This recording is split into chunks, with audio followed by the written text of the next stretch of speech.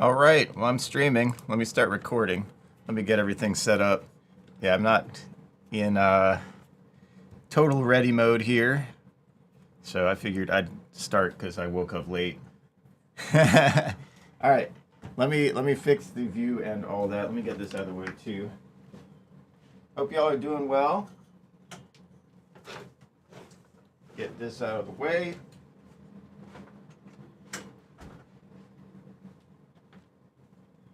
I did want to lift at some point during my birthday, so there, I lifted. All right, let me change the angle on this. So here. Hey, thank you, Johan Gaming. Thank you, the Lyle. Thank you, Violetta. Thank you, Just Damien. This is way too low, isn't it? Yeah, that's way too low. All right, trying again. Yeah. Thanks, Ashu. Thanks, Meep. Thanks, Lightning Sam. Thanks, Insta. Insta, someone broke my world record on help wanted. It's about time. Let's see. Let's change the angle. There we go. Cool. Well, happy birthday when you do turn 40, Blonde Freak Studios. Let me change over to the full screen for a second. All right, there. So I got to turn off the manual thing here. So as you see some of the setup I have to do to get this just right. There's the edge of the green screen. You see that? Like those are the... My room's a little bit of a mess right now behind that. All right, cool. The green screen really isn't pure right now. It's kind of weird. I woke up late, so... Yeah. Ashu, I can do that in other ways. It's been a long time since I played Help Wanted. Okay, so this is going to be a sort of random stream, and if you want me to play Five Nights at Freddy's, you may be a little disappointed. You may not. I don't know yet. If you want me to lift, you can go back a little bit earlier in the video. I lifted the wheel out of here. That's not really much of a substantial lift. If you want me to play basketball, unfortunately, I don't have the camera set up to do that right now. Yeah, I got green here on the green screen. Let me turn that off, actually, here. So if I go to filters, turn off the chroma key. There. Now you see the green screen, so now this looks a little more normal. So I'm a little disheveled today. Woke up a little bit late, but I did try out this right here. Let me load this from photos.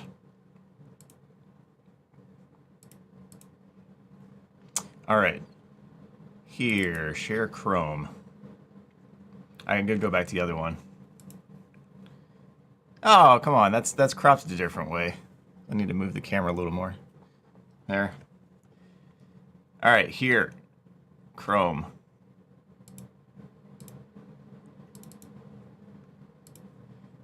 Or not. All right, we're gonna do a window capture on Chrome. I'll call it Chrome 2 because it's not capturing. There it is, there it is, there it is. So this is the final result of the cooking. Let me put this behind my screen. It's high quality today. There. All right, so this is the dish that I finished and all that. It was actually really, really good. And for those who guessed what it was, let me get some of the guesses here. So if I go to shorts and click here. Oh man. All right, so some of the guesses. Meatballs, chicken, corn, and noodles. Okay. That's one. You have a lot of those are correct. I don't have corn in there, and I don't have noodles. And if you want to look at the short video here, let me just paste this in here. Oh man, slow cooking with Starf, short edition. All right, I guess this will be short number 1 for slow cooking. All right, here, look. Yeah, this looks really good. It smells really good too. Put in the comments what you think I am making and what ingredients I have put in this crock pot. I'm gonna slow cook it for 10 hours, wake up on my birthday, and it's gonna be delicious. Yeah, and hopefully nutritious. So anyway, I hope y'all are doing well. Thanks for watching, everyone. I'll be posting more videos pretty soon, and I'll be streaming on my birthday as well. So that's gonna be pretty out of date by the time you see this, probably. That's true. All right, so that's the short, and now here's the dish. Put in the comments, hey, what's up, Daco? Thank you. And everyone else who's wishing me happy birthday, thank you so much.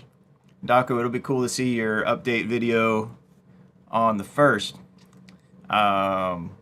Today is the 1st, so it's today. Thanks, Gumball V. Thanks, Rika. Okay, put in the comments what you think is in this dish so you know that some of the following is correct. You have meatballs, chicken, no corn, no noodles, but I do have some of the ingredients there. Here, I can make a text box. Isn't that crazy? Here, add text. Text. Correct. Okay, these are pork meatballs. Thanks, Fugitoid, for the $4.99. Happy birthday, Sturf. May God continue to bless you. Also, that looks like a cake covered in Velveeta slices. I mean, it's a guess. Pork meatballs. Chicken. Okay, so those are correct so far. Here, I'll put this over here in the dead space. I've never played Dead Space, the game. One of my friends is a big fan of that game. Let's see. Can you read my comment? Scroll up so I don't have to type it again. Happy birthday, DJ Sturf. Happy birthday, DJ Sturf. I just bought and read all the FNAF graphics novels, the trilogy, and the 2 Fazbear Fright collections. Yeah. All right. That's a lot more than I've read of those books. So you will be ahead of me on that. Okay, so I see curry. That is pretty close. I guess it's kind of in the same category. Some spice, food.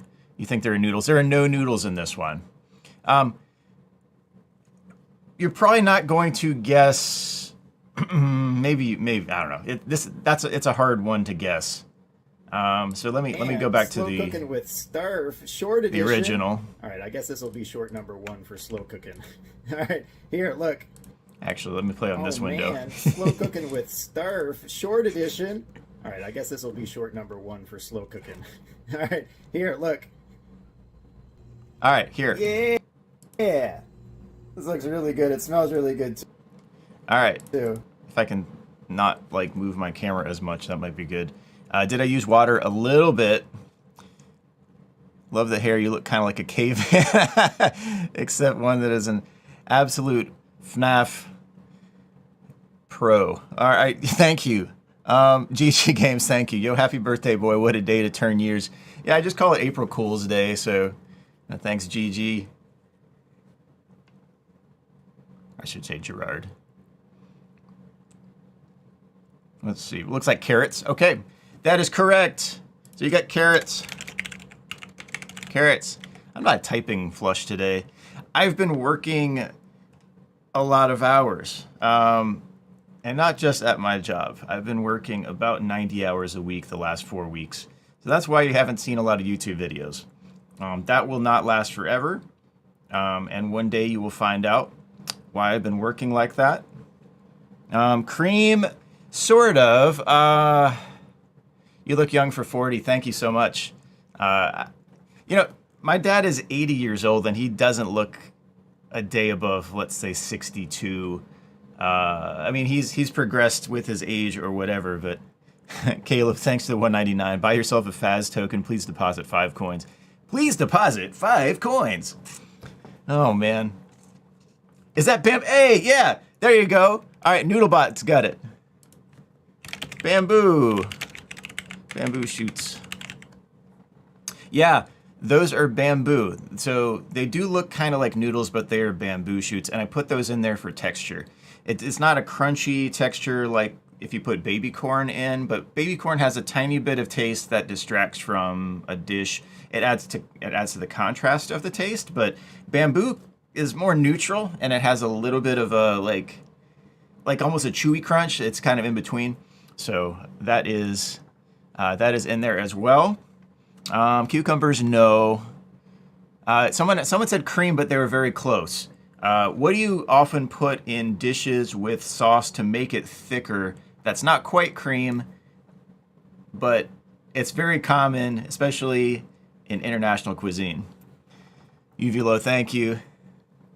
Happy birthday, Sturf. You will always 100% be a legend. Is it cream cheese? No, that's thinking. That's thinking in kind of the right direction, but no, it's not cream cheese. I should show you another picture as well. Cornstarch. No, there's no cornstarch. Why is this not advancing? Hold on a second. Chrome 2, hold on a second. Why is it not advancing? So this is how I also ate this morning. This was my breakfast. So I serve it with eggs. I put rotisserie chicken seasoning on those, and then I put Parmesan cheese on the dish. Thank the 39 of you for supporting Christian YouTubers. The 39 of you? 39, what? Oh. Okay, so I got 39 viewers. I have 138,000 subscribers and 39 viewers. Thanks, YouTube. Yeah, this is not a typical stream I would expect a whole lot of people to be on, though. Greek yogurt, that's in the same line. No, it's not Greek yogurt. Ground up moon rocks, yes. Ground up moon rocks. Moon rocks. Let's put this on another line. Ground up moon rocks. Yes. Ground up moon rocks. You are correct. Had ground. All right. So I did put eggs as an add-on and Parmesan cheese. Cave Johnson. What if I just I shaved off the beard, I got a massive haircut? That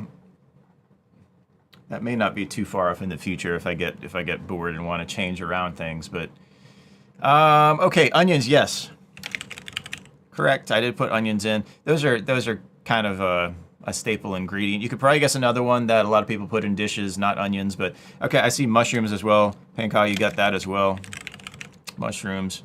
Let me shrink the font. There. There's one that you probably won't guess, but it is not potatoes, but it is something. Oh, okay. I see coconut milk. Yep. Coconut milk. Let's put this in order. What sauce did I use? It's not quite, it's not like a red curry, but it's pretty close. It's in the same vein. Eggs, well, yeah.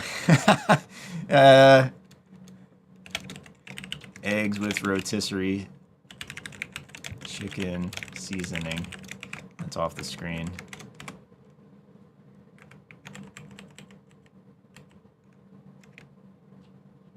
Here. Yeah, that's fine. That's fine. Yam. Okay. Yeah, sweet potato. I see sweet potato and yam. So, yep. Dake Jr. got that. So, sweet potatoes. So I put sweet potatoes in because they kind of melt in and they're very nutrient rich. They don't add too much to the flavor. Maybe you make it a little bit. It makes it a little bit sweeter, but yeah, that's it. Why is my birthday on April 1st? Well, so the doctors wanted to deliver me really early when I was born. And we're talking like maybe a month prior to the due date because they thought that I was going to die. My mom had a lot of miscarriages before I was born. She had 3 daughters, and then there was a big gap. And they were trying to have another child, but she just kept having miscarriages. And so they thought, well, you know, let's get the baby out, and maybe we'll take a chance or whatever. But I still wasn't ready when they delivered me. I mean, this isn't like a preemie type scenario or anything like that. I was a 6-pound baby.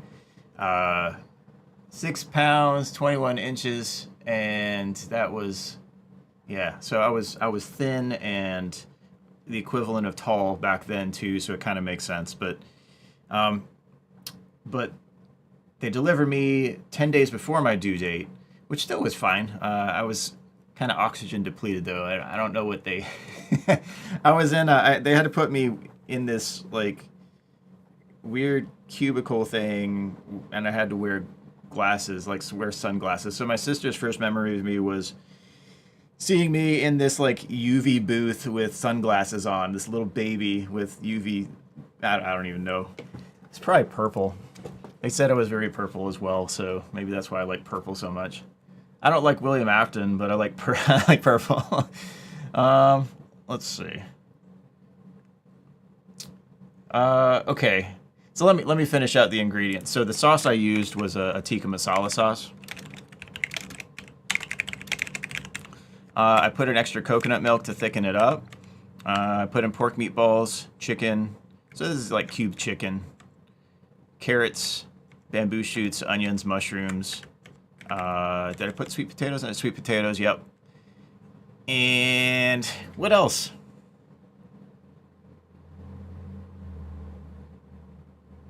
I mean, garlic. There. That's about it. But that's the dish. So that's pretty cool. Testastics, thank you. The Australian contingent, thank you so much. Happy birth sturf. It's 2 in the morning. Yes, it is 12:22 p.m. here.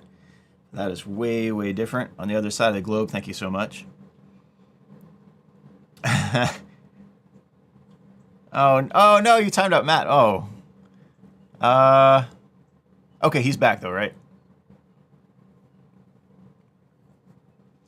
Let's see. Thanks, Alpha Ale.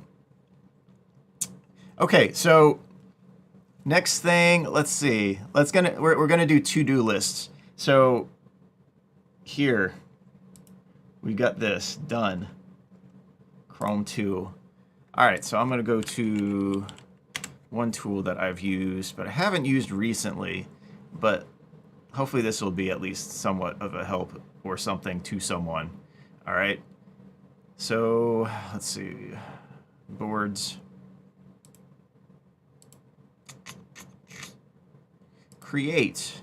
I'm gonna create a board. I'm going to call it to do example. All right.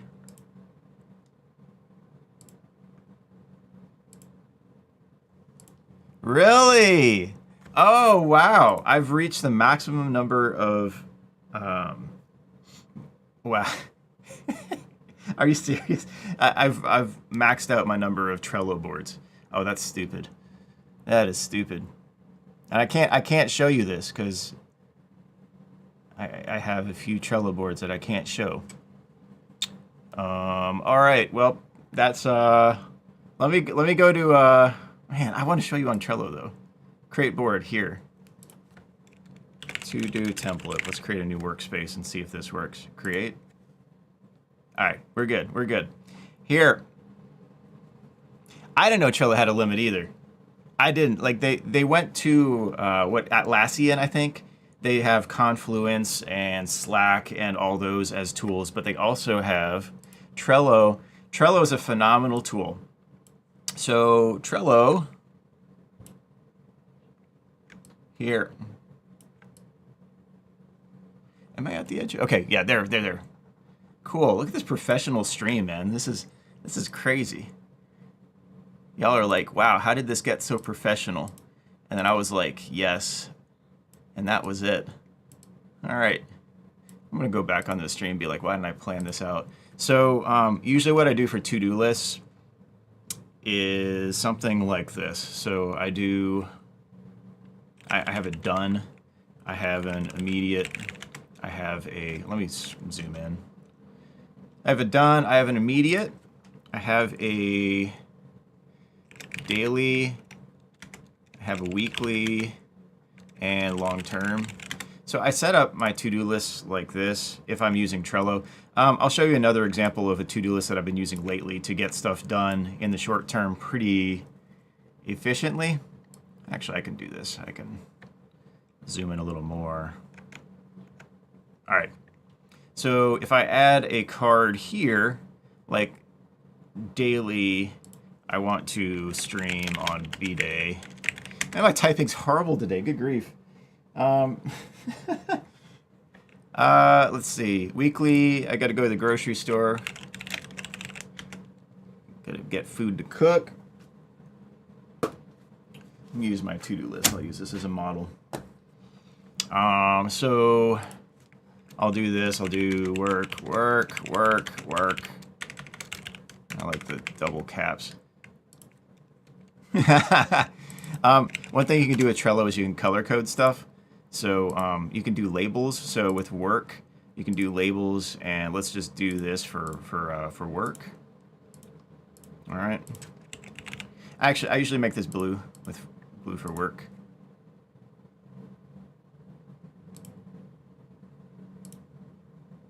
What the heck? All right, blue, work. That. Fine. All right, work. So then I usually assign a hotkey with this. What is this? 5, 6. It's 6. Okay. So I give these all blue labels. At grocery store, it'd be like a personal. So that would be like a yellow. There. Stream on birthday would be YouTube, which would be a red, which is 4. 4. So that one goes to my immediate, and I'm streaming on my birthday, so just drag that to done, basically, because I'm, in the process of being done or whatever. Not the stream, but doing that. And let's see. So I will drag this over on a Monday, be like, okay, I need to work. You go to the grocery store. You do all this. Daily for sure, I want to run or play DDR, either one of those. And I usually make that an orange for like an active type thing. So that. Or joggling. Like I can throw this, run DDR, joggling. So something like that. For sure, daily, I always throw in Bible reading. So that's usually done at the start of the day, but I'll have that. And is it purple? I got to customize my labels, but I usually throw a purple on that one. Labels, purple. So there. Cool. So that's done. Run DDR joggling. So I will do that probably after the stream and before people come over. I was born at 4:16 p.m. So that actually my birth certificate says 4:17 p.m. but my mom swears that it's 4:16 p.m. because she was looking at the clock, and I think she knows best. So when they recorded it, it was a little bit later. So 4:16 p.m. is what we go by. So she always likes to take a picture of me at 4:16 p.m. So I will be with her around that time and take a picture, and that will be cool. And she will keep that. Just until recently, she was using Polaroids. Like she used to, like until a few years ago. I think probably 2 years ago or so was the last time she did that, but she was still taking Polaroids. You know about Polaroids? Hold on a second. Polaroid. Like, Andre 3000 when he says, and hey ya, shake it like a Polaroid picture. Yeah, Polaroids are crazy. I'm trying to find a good example. Okay, yeah. Well, sort of. Here. So it's not 100% like this. They were more square, but they have this little thing on the bottom, like this. Like this is this picture right here. What you see with my mouse. This one right here. It'd be more of a square, because we had like the square print Polaroids, and then the label on the bottom that you could write and give a label or whatever. I mean, we've moved on to the digital age. Other than that, I got my Samsung phone, and we got some Panasonic cameras. I got some Panasonic cameras here. And I have several more that I want to set up for multiple angles, but I haven't done that yet. Let's go back to Trello. But I don't even know. I can't really put much of anything else on this without without spoiling stuff, so I can't do that. I can't do that. Is there anything else I can put on here? Let's see. This will be the first Tuesday, so weekly. I do have Tuesday night prayer. I have every first and third Tuesday. I mean, people think I've abandoned Cross Allegiance, but that is very far from the truth. I actually updated the Cross Allegiance website. I can show you some of the stuff that I've done pretty quickly here. So Cross Allegiance. One of the things that I did was I set up the evangelistic images part of the site, so you can do all the outreach images and all that and go through. It's just like, you know, creative little depictions, 3D models, renders, all that of various Bible verses or passages. So that's that part. I did also throw up the webcasts, so you can view stuff from 2011. So in terms of that, like that was kind of a previous season, I guess. You can send in a prayer request there. There's a salvation message, all that. So what else did I update? I guess I updated my contributor bio a little bit, but yeah, I just modernized it a little bit, fixed the links, fixed all that. So I don't even know. So I updated that. I'm hoping to make some more posts soon. You see our Facebook is still pretty followed, but I haven't posted in a long time, so I need to get back to that. But yeah. Anyway, so if I did something like set up CAPTCHA on the prayer table, then yeah, then you have here. I have that on here now, so I got a CAPTCHA on that, so I would put that on my to-do list. Like, oh man, actually this was a long-term thing for quite a while, and I just kind of dragged it back into the weekly, and I'm like, I'm gonna get this done, but I will borrow from this pretty readily. So long-term, let's say I want to get 20% power remaining on FNAF 1 for 20 mode. So then I will have that on my long term, and hopefully at some point I will get to it. And this right here will be YouTube related, so we're looking at a red-ish here. I have a customized set of labels I have hotkeyed on my other board, so anyway. But hopefully I will one day bring this over here, and then eventually go to my immediate, and then it'll be done. But we're not there yet. Or say let's say I want to get 40% remaining on 50/20 mode. I could go back and do that. I don't even know. Rika, you get a good point. Now that AIs are getting much better, CAPTCHAs seem to get much more difficult. Yep, you are correct. It's harder to fool AIs as they become more sophisticated. The funny thing is, though, there's something called a honeypot. And I had this on the old version of that prayer table, so where you submit the prayer requests. You set up a visible equals false text box, and if someone fills that in, you know that it's not a person who's doing that, unless they mess around in Chrome and then set the visible tag to true. In that case, yeah, you can fill that field out, but an easy way to filter is set up a honeypot with a common name, like call it just email or something like that, and then it'll almost always get filled in by a bot that's unsuspecting, and then you'll filter it out, say, okay, if you find a value in this field, then of course this shouldn't have been filled in by any human, so we're gonna put it in our spam. So that's called a honeypot. That's one way, but I mean, yeah, not everything is fooled by that too, but that's another way of diversifying your catches against bots, but it doesn't prevent 100%. But let's say it does prevent about 99% of everything that we get as spam. So it's pretty good. It's pretty good. CAPTCHAs are not about only humans can do that. They're about checking whether or not you're a bot based off your internet profile, and everyone has a score. If you're talking about, let's see, what was that? CAPTCHA. Because there are different levels of that too. So it's not just the image verification or typing a number in as well. there are also non-character based captchas that do that. And I'm thinking, was it CAPTCHA 2? What website are you using? I'm on Trello right now if you're looking at this. Don't some captchas track mouse movement nowadays? Yes. So just what I put in was a simple numeric, and that's just generated by a PHP script. And then I have that validated in another PHP script, and then it filters it based on what's there. If it's really spammy with HTML links as well, I filter that. And I send that to a different location, because if someone sends in something and it is a false catch, then I want to have that available. Like, I don't want to just throw it out completely, but it goes to a separate spot. So it doesn't end up spamming us with a ton of stuff, but it hasn't gotten a false positive yet. It also does track IP.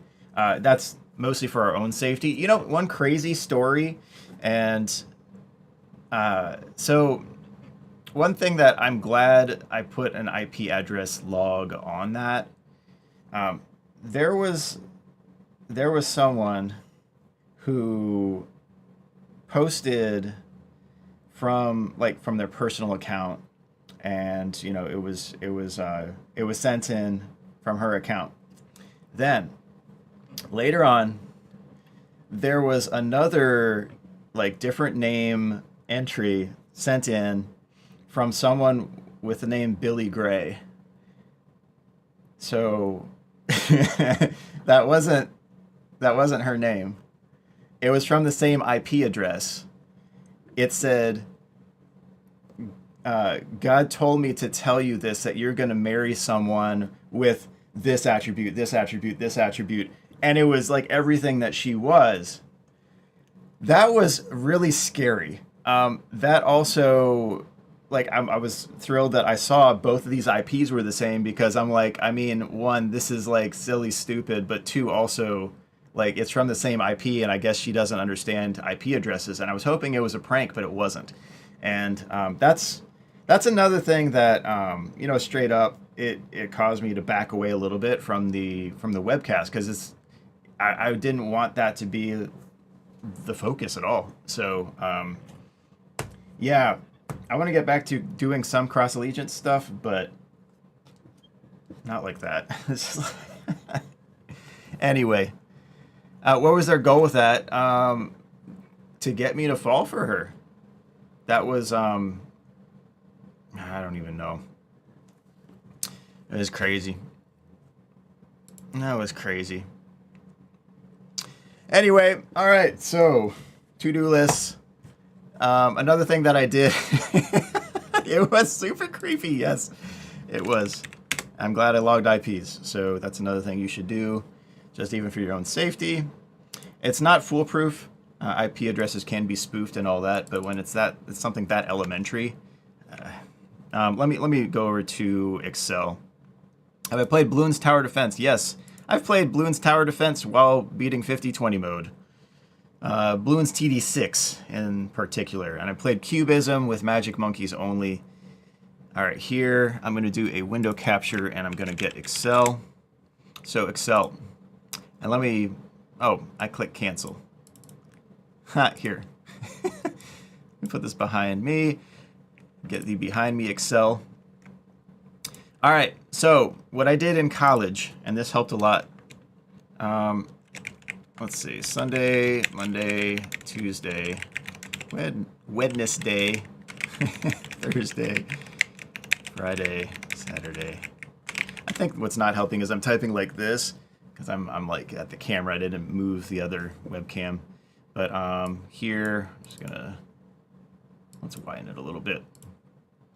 And I will do a center justify and give this a background here. Good. And then I will make these rows extremely thin. All right, it's going to be like a thin crust Papa John's pizza or something. All right, then on this one, I'm going to start out with 7 o'clock, and these need to be a lot smaller in font, so let's do size 7. I need to make these columns a little bit. Oh, not like that. Not like that, no. Here. Those are way too big.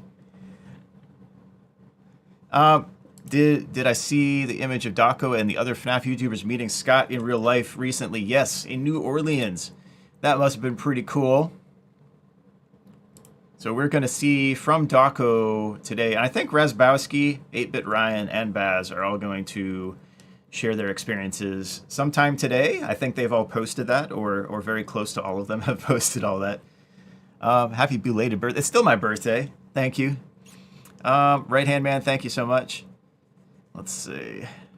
And actually, he's played every game ever. I haven't played every game ever. That's the thing. I'm super picky about what games I play. We do 8. Oh, wow. 8 o'clock.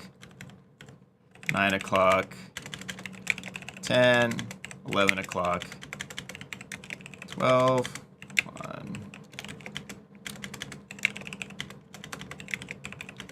Okay, so you get the point here, right? I'm making a calendar, but I'm also, like with my college schedule, this was way back when I was in college, I would just do something like this. I would go and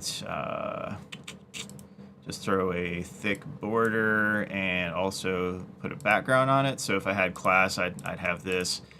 And, you know, I'd have a class here, maybe a class here. So that would be my Monday, Wednesday, Friday, most likely. But I'd block out time by the 15-minute block, and that helped a lot with factoring in time I needed to study. So if I wanted to just have a big old block for studying, maybe I'd throw something like that. If I wanted to go to... Actually, this would be lunch right here, most likely. Maybe I'd do it 11:45. I'd see when anyone else I knew was eating lunch, and then I'd eat lunch. So lunch. I would probably go play DDR. Let's block out like an hour 45, hour and a half. Nowadays, it's more like an hour 15, like tops, including drive time, just because I'm getting a little bit older. I'm still doing really well. I'm still getting gold medals, you know. I'm still breaking world records. I don't even care. 40 years old. 40 years old, that's nothing. Over the hill, more like just starting. Let's see. What's the highest round I've gotten to in Bloons Tower Defense 6? I got to 300 something, and I had like a sun temple and all sorts of stuff filling the area, but I got bored. I think that is probably just still sitting. Well, I don't know. Yeah, like I just got bored. There was like nothing else to do. Do I care about the FNAF lore or nah? I'm more interested in the mechanics of the games. How do I do DDR? But I mean, I am interested in the development of the plot, but maybe more from the perspective of I'm interested in how it develops and if the plot will be redemptive in the end. And in what ways is it redemptive? What ways does something fall short? What time? Yeah, that it's more from like a boomerish type perspective, I guess. Study. Oh, my metal panel just fell. Great. All right, let's try that again. Here. And lock. That isn't gonna work. Let me fix this. I got this thing from Walmart. That's all you have to know about that. It's sometimes good, and sometimes Walmart has good stuff. Like the Great Value brand has been improved quite a bit. They've done well through this pandemic-ish type era, just in terms of a company and with the stock. This thing's dead, man. This thing's dead. Game over, man. Oh, that stinks. I've been using that for a while. I'm gonna have to adjust that later. That's actually not too bad. Let me just move it over so you get the green screen. And let's put on the filter again here so you can see the green screen in action. Filters. And did it fall again? No, it's good. It's good. All right. I got to sit up straight now to be in the camera view. Okay. Google Calendar. I do use a Google Drive spreadsheet for my yearly planning. Google, I didn't call you. Why does... I wasn't talking to you, Google. Oh, you're going to give me results for I wasn't talking to you music video. Oh, Google. All right, so I've been through to-do lists, planning out time like that. Another thing that I do... what's my favorite Scott Cawthon game? Pilgrim's Progress. So I got to draw this with my mouse because I don't have my drawing tablet hooked up, but let me go to Paint.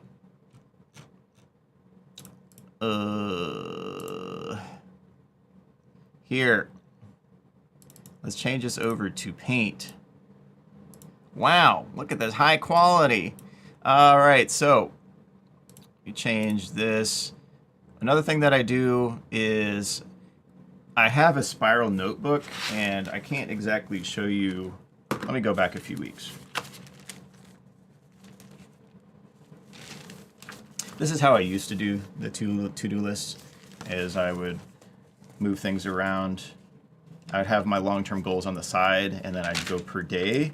What I went to, though, is I kind of got sick of all that, and I went with a much more, like, this format.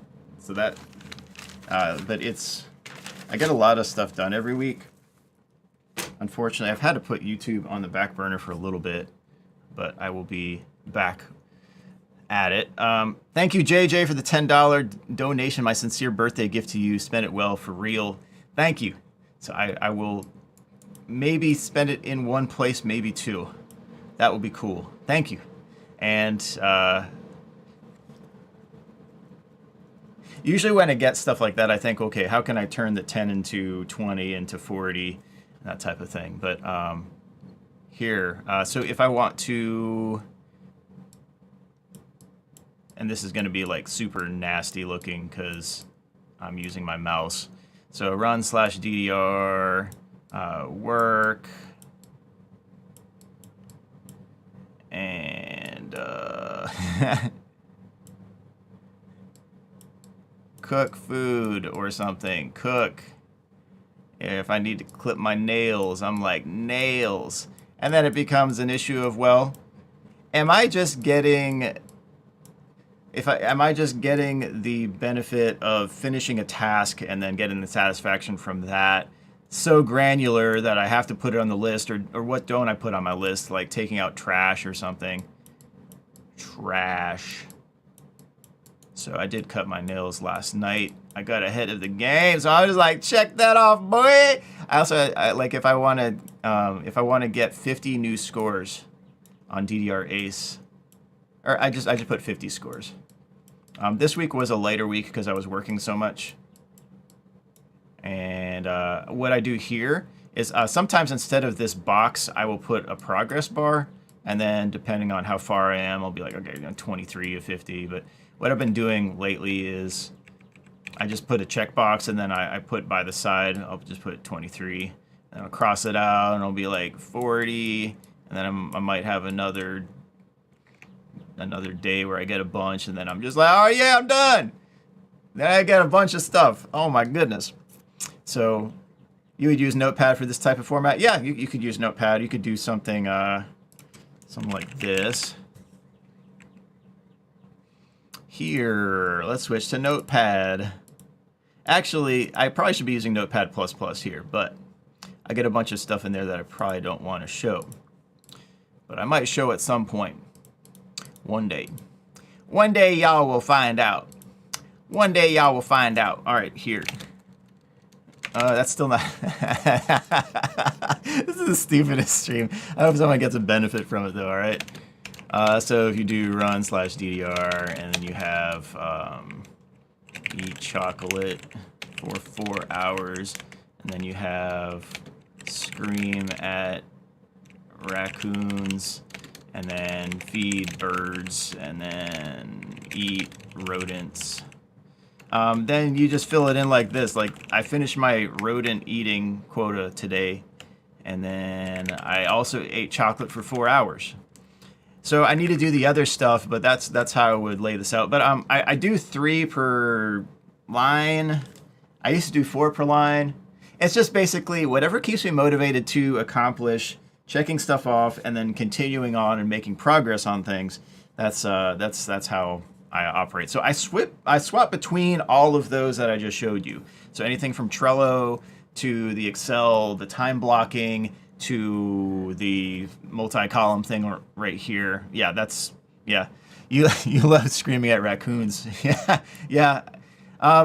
You know, the thing is, the raccoons, we still have some moths that infest our cabinets, which really stinks. But, yeah. They know when I'm opening the door. They just watch now, but I will get a cup. I can catch moths with my hand. Like you gotta go like this, and then they're still like completely fine. Like you just have to do a scoop. You can't just like, if you grab, you're gonna crush them. If you put out your hand, they're most likely not gonna land on it. Sometimes you get a thirsty moth, and they just want water. And if you just washed your hands and you catch a moth, sometimes you'll see the moth just sitting there slurping up the water. And it's like, okay, those are easy to get out of the house because you just bring them out, like put your hand outside the door and then just shake your hand and they're just like, woo! But they keep finding little areas to go crazy in. I cleared out the cabinets in October. And we had very, very few, but when I was away, my parents didn't do a good job of preventing them from infesting payday bars. They had some payday bars that were like probably a year old or more that no one was eating because we don't like payday much. I don't know why my dad got those, but anyway, I think he was just trying something different. But they love peanut butter. They infested that mess. It was basically not a candy bar anymore. It was just basically moth larvae. That was crazy. Thanks, Maxie. Oh, crane flies. Yeah. You can also use. I mean, you could also use a cup. So we have a clear plastic cup and a lid or whatever. Those are easy, especially their instinct is to walk up. So if you catch them in a cup, you put the cup upside down, and then they'll climb up to the bottom of the cup as it's upside down and just kind of sit there and chill because they think on the ceilings they're safe. It's just their instinct. So they will try to find a cabinet. They'll climb up to the top, but then you got to kind of sweep them out with a broom or whatever. But yeah. But the raccoons know when I'm taking out the moths, and they just kind of stare. They're kind of chilling. Maybe one thing that I don't recommend, like I can't recommend this at all, but I've handed some of the raccoons in the yard waffles before. So like from the from the door, but like I'd open the door and there would be a raccoon just curiously looking around for food, and then I'd just be like, psst, and I just have this big old waffle. And they would just grab it with their hands and then just like back away. I don't recommend that at all. Like that's one thing too. Where like I made sure like when they back away, I would just pull away my hand. I don't want them biting me. They are wild animals, so I can't recommend that at all. But yeah, I've handed them waffles. So I'm trying to get to a point with some of the birds in my yard so I can hand feed them. There's a pine warbler who will like. I don't have a moment where I have mealworms in my hand at the right time, but there's a very friendly pine warbler that like always eats within like a foot or two of me. Like if I'm out there or whatever, the pine warbler just flies out and all that. He's flown up to the window when I was like staring out looking at the birds. He would fly up. So like he's a very friendly bird, and he's got a mate now too. Like that's the thing. Like it's the time of year that they're pairing up, and there's a pine warbler bunch. Also, the juncos and white-throated sparrows in my yard. Those usually have migrated by now, but I think they like it in the yard so much because I give them the food they love. And there's like a nice brush thicket where all the white-throated sparrows gravitate toward. But yeah, they're just chilling out there, and they have not migrated. So I think they may actually either be staying there, or I don't know if there's anyone nesting or anything like that. I also see that the male cardinals are fighting. They'll swoop at each other and start to like, kick attack each other and stuff like that. The funny thing is when that happens, the chickadees will fly up on a branch and watch and then just start making like their raspy calls or whatever. So I don't know if they're egging them on like fight, fight, fight, or if they're like, oh no, everyone, there's a fight. I just don't know which that one is. But they definitely fly over and watch, so they're curious. Maybe if I put a screen out there with some UFC fights or something, they'd fly and watch. But I'm hoping that there's a bunch of chickadees this year. If you followed me last year around, mid-April, you know what happened last year. There was a hawk that attacked the chickadee nest, and I think probably killed the parents. And we have a bunch of chickadees. We're talking 3 in one group and 2 in another. So I think it's just 5, but 3 are definitely siblings from another nest, and there's another 2 that may be a pair. One makes the Phoebe call, so that's the male. I don't know about the female, so I don't know whether they're siblings or a pair. But I'm hoping that they'll have another nest. So I got some birdhouses and all that with the right hole size and all that. So raccoons are funny bees. What's up, Ambience? Yeah, raccoons they're a lot smarter than people think. They're really clever, but they're also, I don't know. It would be interesting to kind of just watch them more in a group and not just the ones that come up near the door. To see how the dynamics are between them. They're also very feral. I mean, they attack each other, very territorial. So I don't mess with that. But anyway, do I eat cereal? If yes, then what's your favorite? Cinnamon Toast Crunch. Usually, what I've been doing is I get those cereal bars. Here, let me turn this off, and I will turn.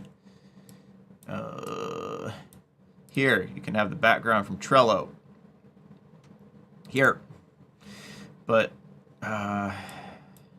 Cinnamon Toast Crunch bars, those things are really cool because you can just grab 1 or 2 and go. And I'll usually have something like oat milk with Carnation Instant Breakfast with that. Or just, I mean, it's usually either milk, like regular milk with Carnation Instant Breakfast, or almond milk with Carnation Instant Breakfast. I've tried to up the oats and the beets in my diet because those are generally good for cardio. So the beets are good at dilating capillaries as well as providing a source of nitric oxide. So that's great for running or DDR or whatever else cardio you want to do. But also oats. I started throwing more oats into my diet after several professional marathoners talked about their breakfasts, and almost all of them had oatmeal. And I'm like, okay, well, if I throw in oat milk into my daily routine, that's probably good for carbohydrates that are clean carbohydrates too. Crows too are wicked smart. Yeah, crows. Any corvid. You have blue jays, crows, ravens, magpies. Those are all extremely intelligent animals. But the corvid family, yeah. The corvidae, or corvidae if you're going with the Latin pronunciation, because the V is actually a W in Latin pronunciation-wise. Man. Yeah, crows are super smart. I throw out shelled peanuts or in-shell peanuts for the crows. So if you get, you can get big old bags of unshelled, unsalted, or not unshelled, shelled, unsalted peanuts. They love those, and they will pick up a stick in the yard and try to like poke it open. And that's the thing. I think they use tools just to use tools, but they gather around. Everyone has a stick in his or her beak and just like starts like poking at that. They use tools. They're really cool. A raccoon may be smarter than me, but I can kick the raccoon. Yeah, you don't want to be in that situation, but you always do want to defend yourself. So yeah, be careful. I mean, these are wild animals. The other thing is, too, raccoons can carry rabies. So that's another reason I don't really recommend handing waffles to raccoons. But I don't know. I had the opportunity. I thought it was really cool. But I don't recommend it. I can't recommend it. But if it ever happens, then that's a cool opportunity. But just be really careful if so. So not recommending it. Yes. Crane flies just scare me so much. Crane flies are harmless, though. Crane flies are harmless. Horseflies are the most terrifying flies because they bite. We have horseflies and deer flies on the trails. They are horrible. So if you stand still, it's the worst.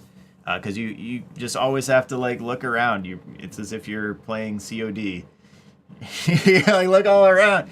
I don't even know. Maybe I'm playing COD wrong. Yes. Oh man, thanks Juice. Juice plays games. Happy B-Day. Bulp, thanks for the hello. Or hello, I guess. Thanks for the hello. Another thing. So let me load this up.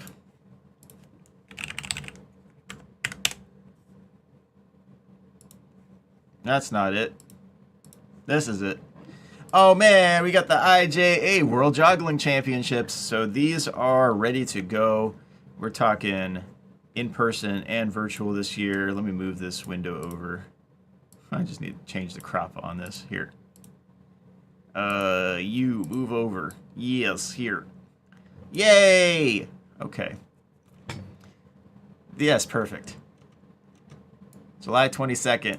We're starting at first event at 7:30, but the track opens at 7 for warm-ups and all that. Man, this is going to be crazy. So these are the events. We're actually doing during the week because the meet's on a Saturday, but there are several days of the festival. But at the convention center, we have a space set up, or at least we're going to have a space set up for a 40-yard dash. So people who want to try out Juggling can pay $5 and instead of the 25 entry fee. I think that's right. Yeah, I'm pretty sure that's right. So they can try it out for $5 and we'll see, you know, who digs it.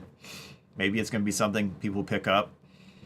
Juggling is a very niche sport. It's jogging while juggling. we're sprinting though. We're going fast. Yeah, if you see Zoller Khanbi there, he is a gold medalist for, let's see, 13 to 17 division, right? And you're in the 18 now? And if so, then you're in men's open, which is 18 to 39. That's a much wider, broader division. That's a really competitive division. So yes, juggling is a sport. It's been around. We've had regular track meets yearly, except for the pandemic, but we did have a virtual competition in those years. So we still did have it, but that's been around since 1980. So that was the first meet. So it's been 40. This is year 44. So including 1980. This is the 44th Juggling World Championships. It's just crazy. Yes, I think it was Bill Gaduz was the one who started he was the initial meet director. This year I'm the director of Juggling. I was the last 2 years as well, so people aren't surprised by that. But virtual competition, so if you can't make it, there's also a way to compete virtually, and then you have to send in a full video. It has to show the entire pattern. It can't be cut. It can't have you off the camera. It has to be clear, like it can't be blurry. So, but 98% of the videos that we've gotten have no problems at all. So this is very easy to follow through on. But anyway, there's event submissions, so you can send in all that. You like the AI art in the background? I did edit it some to have the pattern actually sort of work, but the arm should be bent forward a little bit instead of like that. But that was done with crayon, the AI image generation. There are some other ones that were kind of fun. Let me get those up. Let's see here. And I think these are probably my downloads, yeah.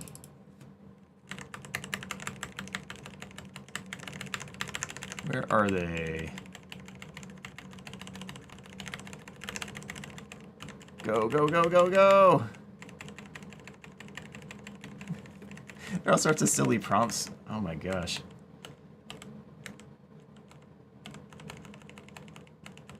I'm trying to find... Okay. Here's a big block with juggling. All right, switching over to there. Let me load this up. So I want to show this window.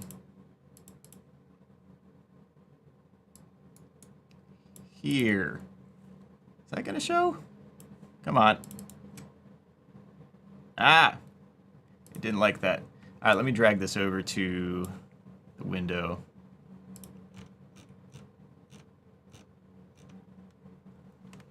Two, three. Oh, 4, 7. This one right here. So here, back to Chrome. So stuff like this. Try to generate some AI art. Yeah. There's some other ones. So I can't drag that from here. Man, this Microsoft Photos is terrible. All right, it has memory leaks in it too. So that's another one.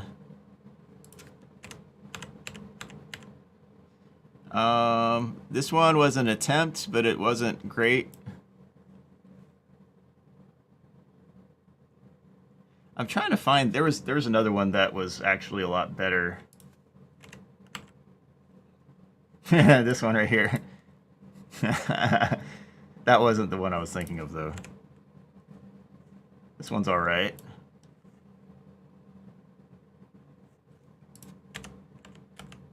This one's kind of cool.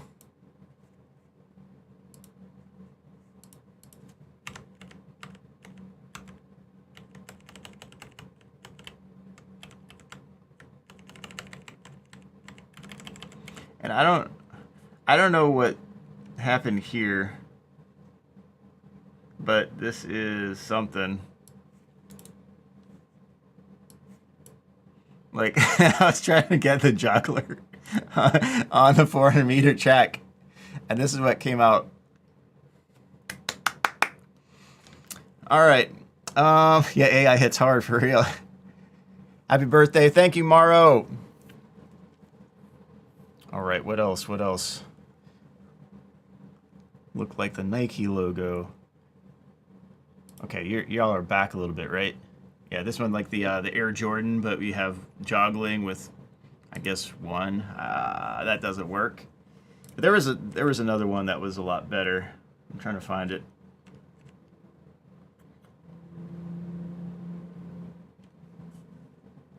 Where did I save it? Save it in my thumbnails? Maybe?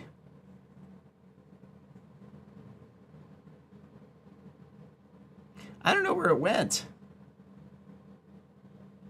Oh, it was on my phone. I saved it on my phone.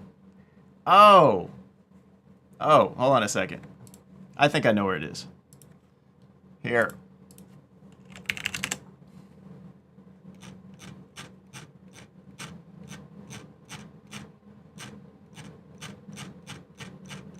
Come on.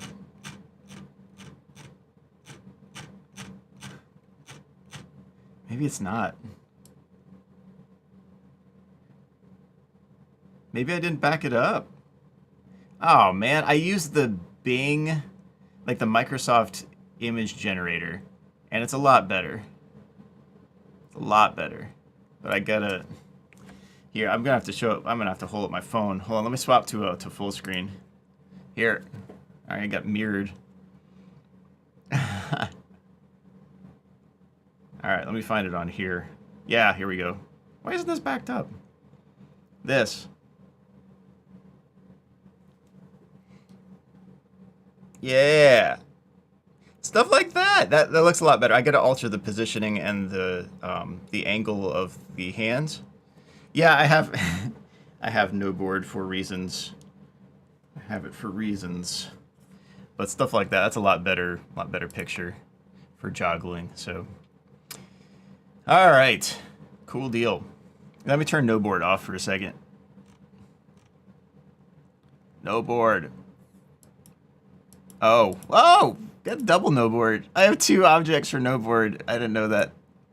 They're named the same thing too. That's a whoops. Oops, oops. 40 years old. So what lessons do I have for being 40? Use your time wisely. Time is an extremely useful resource. Here. There.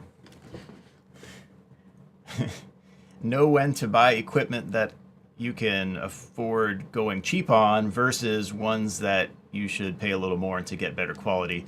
It's kind of a balance. So you don't always want to be stingy. You don't want to be stingy as a primary thing. You want to be wise and frugal, but you don't want to be stingy and get stuff that breaks on you, kind of like this metal thing from Walmart. I do have another thing right here. Actually, here's the setup here. It's a metal tray that has adjustable legs, and also I have shelf liner here to prevent the camera from slipping off and all that, because I do have it at an angle a lot of the time. But I can adjust that. I'm gonna swap these out after the stream. But that's I don't know. It's worked for a while, but I probably should have gotten something a little better in quality. Thanks, Butters. Going well. You like my cap? Thank you. This actually matches the shirt pretty decently in terms of the theme. I had these custom made, and you know the thing is, I actually got I got a Cricut machine. So this right here is a 2 Timothy 1:7. So based on God has not given us a spirit of fear, but one of power, love, and a sound mind.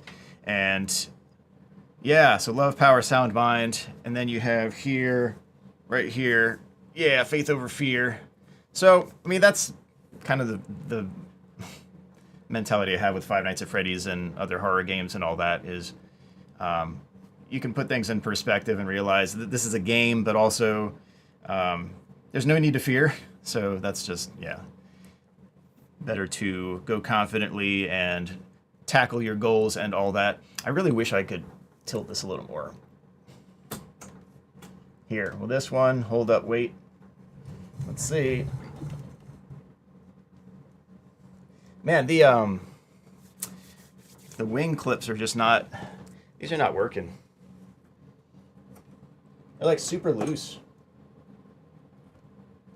That caught. What did I do differently there? That's a lot better. Okay. All right, so maybe there is promise.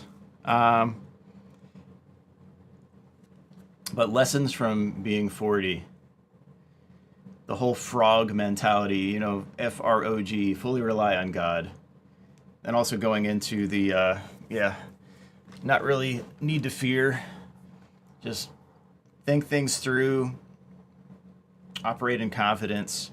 Play to your strengths.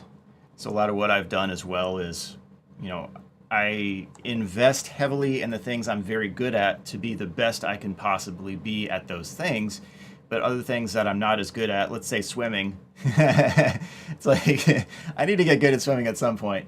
I can get through in a small survival situation now, but you know, I didn't invest in the things that I was the weakest at, but didn't have potential to use the most in the future. So like if I think of textile engineering, or actually that's probably a bad example if I'm going to make some shirts or something like that. If I want to go to underwater basket weaving classes, that's a waste of time. You don't want to spend time on things that you will never use. I think of Albert Einstein when he thinks of don't memorize things that you have readily access to. So if you have, you know, a multiplication table that goes to 10,000 by 10,000, that's a waste of time. Because you have other tools, you have computers, you have calculators, all that, where you can just access that very quickly. You probably will never make that multiplication need in real life outside of a math class, that type of thing. You want to know enough in your memory to enrich your life, because knowledge is extremely important. So wisdom, knowledge, understanding, those are extremely important. You see that promoted through Proverbs too. I mean, if you want to read a good book on wisdom, Proverbs has a ton of it. Yeah, but knowledge is important. It's great to experience knowledge. You always want to be learning, but you don't want to be wasting your time with things that are just going to be a waste for you.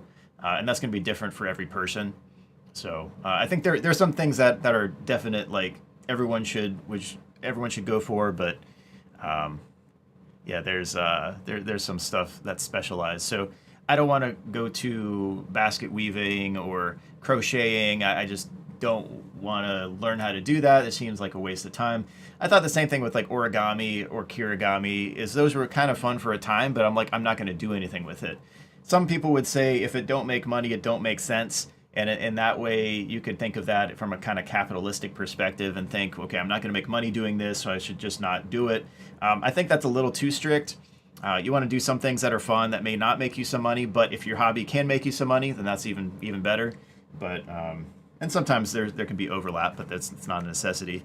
You don't want to labor for the purpose of becoming rich. So you don't want to. It's a whole love of money. The love of money is the root of all kinds of evil. So 1 Timothy 6 talks about that. We want to have money to get through whatever you need to get through. And it's really cool if you can have excess that you can pass along to other good causes, maybe invest in other businesses that need the boost, or, just donate to charity. You can donate time and money to charity. But yeah, just those things, that's good. But I think when Jesus got his tax money from the mouth of a fish, I'm just like, all right, it's really no big deal. So if you have little, you have little, but you need to have enough. And there's a lot to say about, on another another day, and that you'll always have the poor with you, as Jesus says, but they'll always be there. You always can help them out, but man. The system that we have isn't great. We'll just say that. But doing the best with what you can and helping other people out to be boosted up to a better level, that's a good investment. So that's always a good investment strategy. Invest in people you believe in, invest in causes you support. That's always going to be enriching to your life. And what else? Don't let the definition of 40 make you think that you're old, because I'm still doing the things that I'm doing and I feel great. I can definitely tell there's a definite noticeable difference between, let's say, when I was 20 and when I was 40 in terms of recovery time, or different workouts will hit me different when I'm 40 now. But I could still do a whole lot of things. I need to go check if I can still dunk. I'm going to need to warm up my Achilles like super carefully too. I did have a partially torn Achilles. Man, what was it? 6 years ago, maybe something like that. But that was crazy. But it wasn't anything that took it out of me really. If it were a full rupture, that would have ruined things. But I don't want to go through that again. So you got to be careful. You got to be smart when you're older, but you also have to. Yeah, you have to push what you can, but also be wise as to what your capabilities and limitations are. You can also, add time to your warm up if you're older, and add time to your recovery. Martian 4. In the end, if things don't benefit you physically, mentally, and financially, and in the long term, then those things aren't really worth pursuing. And I can understand that perspective too. I mean, I would add spiritually as well to that, but. You'll be happy enough if you can make it to 40. Yeah, 40 is a long time. And that's the thing too. In thinking about 40, I'm thinking about in the last 40 years that I've lived, have I made a good impact on those around me, but also, especially, has my life been pleasing to God? And in the next however long I have, I don't even know. We're not guaranteed tomorrow. We're also, we don't know the number of our days. Let's say if I live to 80, then I'm halfway done. If I live to 60, then I'm already 2/3 done. I mean, if I get some crazy disease and then die tomorrow, then that would suck. But at the same time, like, I know where I would be. So in that way, that wouldn't suck. But at the same time, I don't know. It's good to have time here and do what you can while you're here. So take every day, make it the best you can. Carpe diem, seize the day. So that's some more advice. But just thinking what I can do if I need to change course in anything, if some of my investments just need to be changed. It's a good time to kind of start afresh mentally and think, okay, this is a good decade that I've just done, but next decade, let's make it even better. Or what can I do differently now that I have more resources, let's say financially, after working all this time, working 90-hour weeks and not at one place, what I can do with that, some more resources. So Oh, man. Simon, of course you've made an impact. I'm so happy to know Jesus, and that's in big part thanks to you. Cool. Even if you died at 60, that is really cool. Even if you died at 60, 20 years is still such a long time. Yeah, it's half the entire life you've lived. Right, and the thing is, too, I can also think about, like, the first several years of my life are kind of in a different category.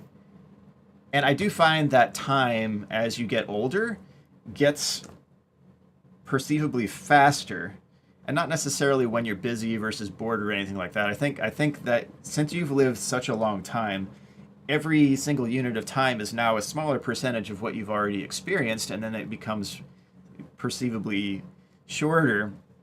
But it's just that's a perception. Like, time still remains the same and all that, but it's as though you've only burned a smaller percentage of what you've already lived.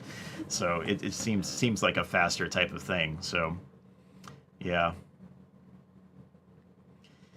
The number of friends that you have also decreases tremendously, like the close friends, as you get older as well. And I think that's one thing as well that we're kind of meant to pair up, and yeah, I think for the most part, and it becomes more like a family unit as opposed to a broad set of people that you relate with.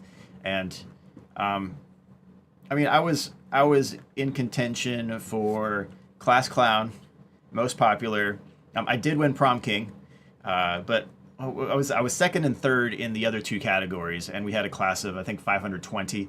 So it was a fairly large class. But what I'm getting at is, I had a lot of people who, I was friends with. They went off to college. We separated, all that. I mean, there's still Facebook now, and Facebook came out when I started college, so it was a long time ago. But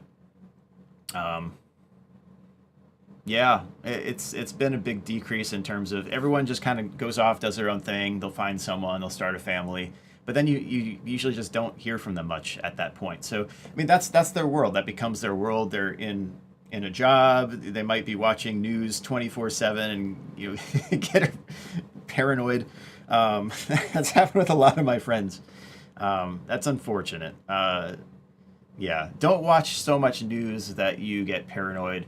There are studies that suggest that it definitely happens. I mean, fear campaigns happen from both sides, so it's not just one set of networks or another. But anyway, just put things in perspective. Live life, enjoy life, find things you like, get good at them, find people who really enrich your life and mesh with you. You don't have to keep good friends with people. I mean, you can be acquaintances and keep a distance or something, but sometimes people just don't mesh.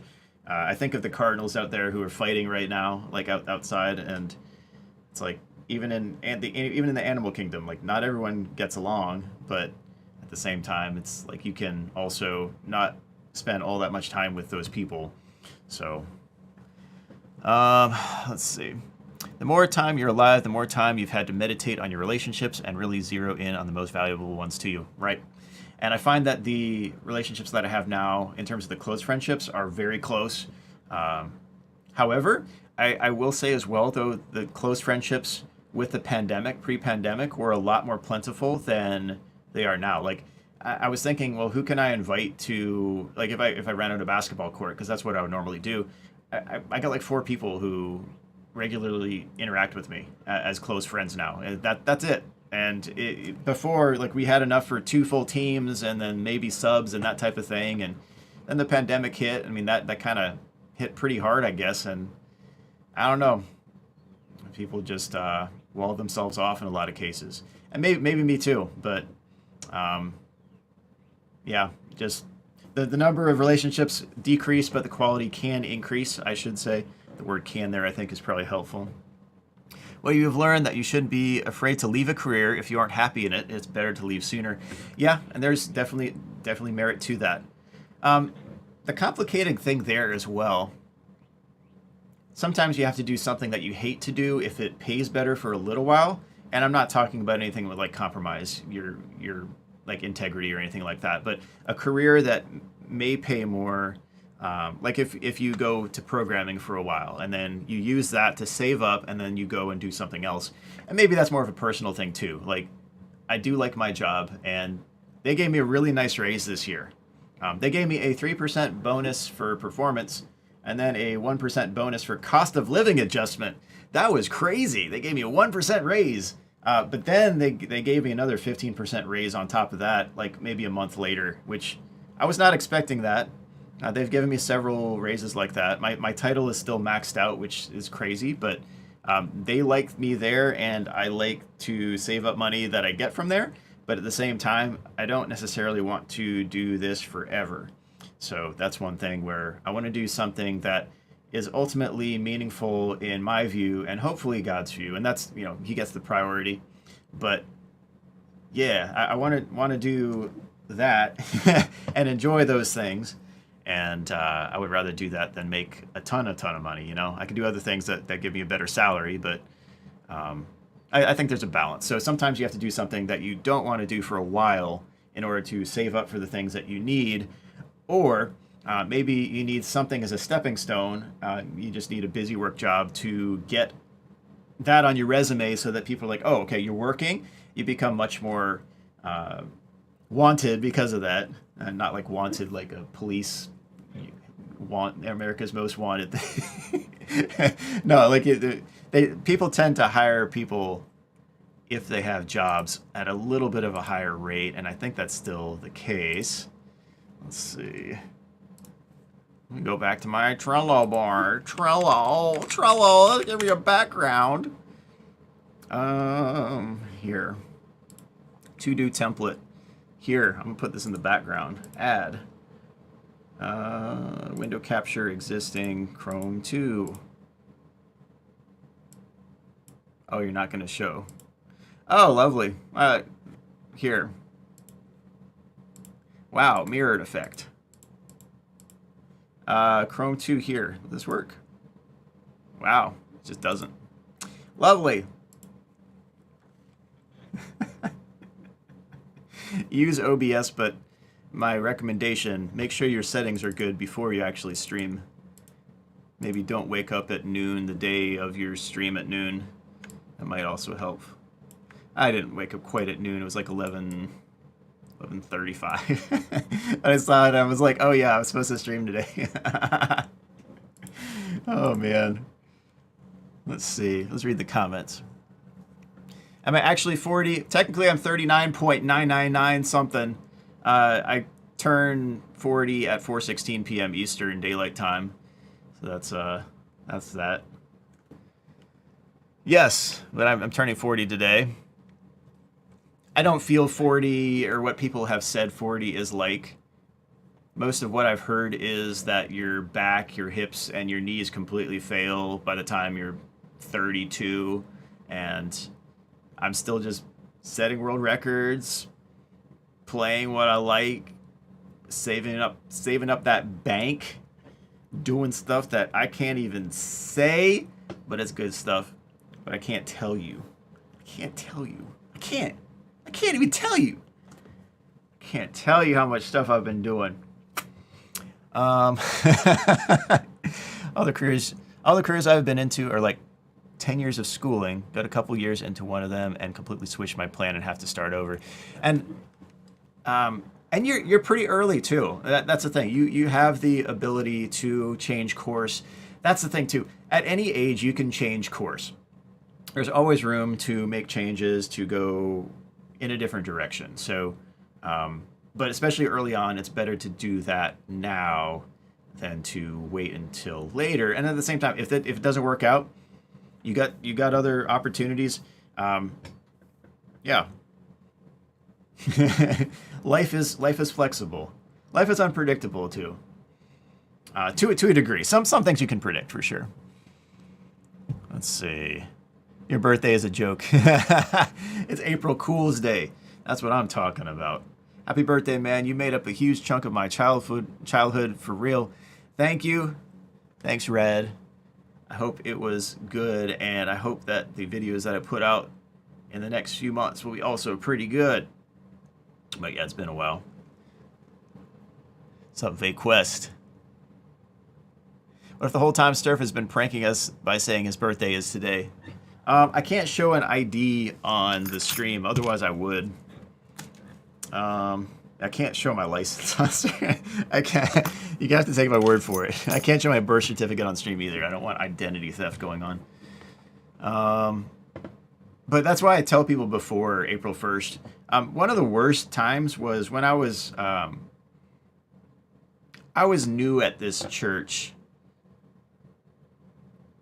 And it was I grew up, I guess, like when we moved and we got to this area, we joined a place where we joined a church that was all sorts of out of whack, and it was a very unhealthy experience. My family basically split in half, or like 2/3, 1/3, but then it turned into half, and I was this 6 to 12-year-old kid strung along, and I had just a very negative experience with the church, and we went to this other place, and I was like, okay, well, maybe this place will be better. And so I joined the youth group, and the youth pastor seemed to have something against me, probably because I kept beating him at basketball pretty brutally. And he had a brother too who would, man, I don't know what was wrong with him, man, but he would always find a way to either, I don't know, just like if we were doing some activity and I would make some amazing play, he would always try to find some way to cancel it. Or he would, like, for example, we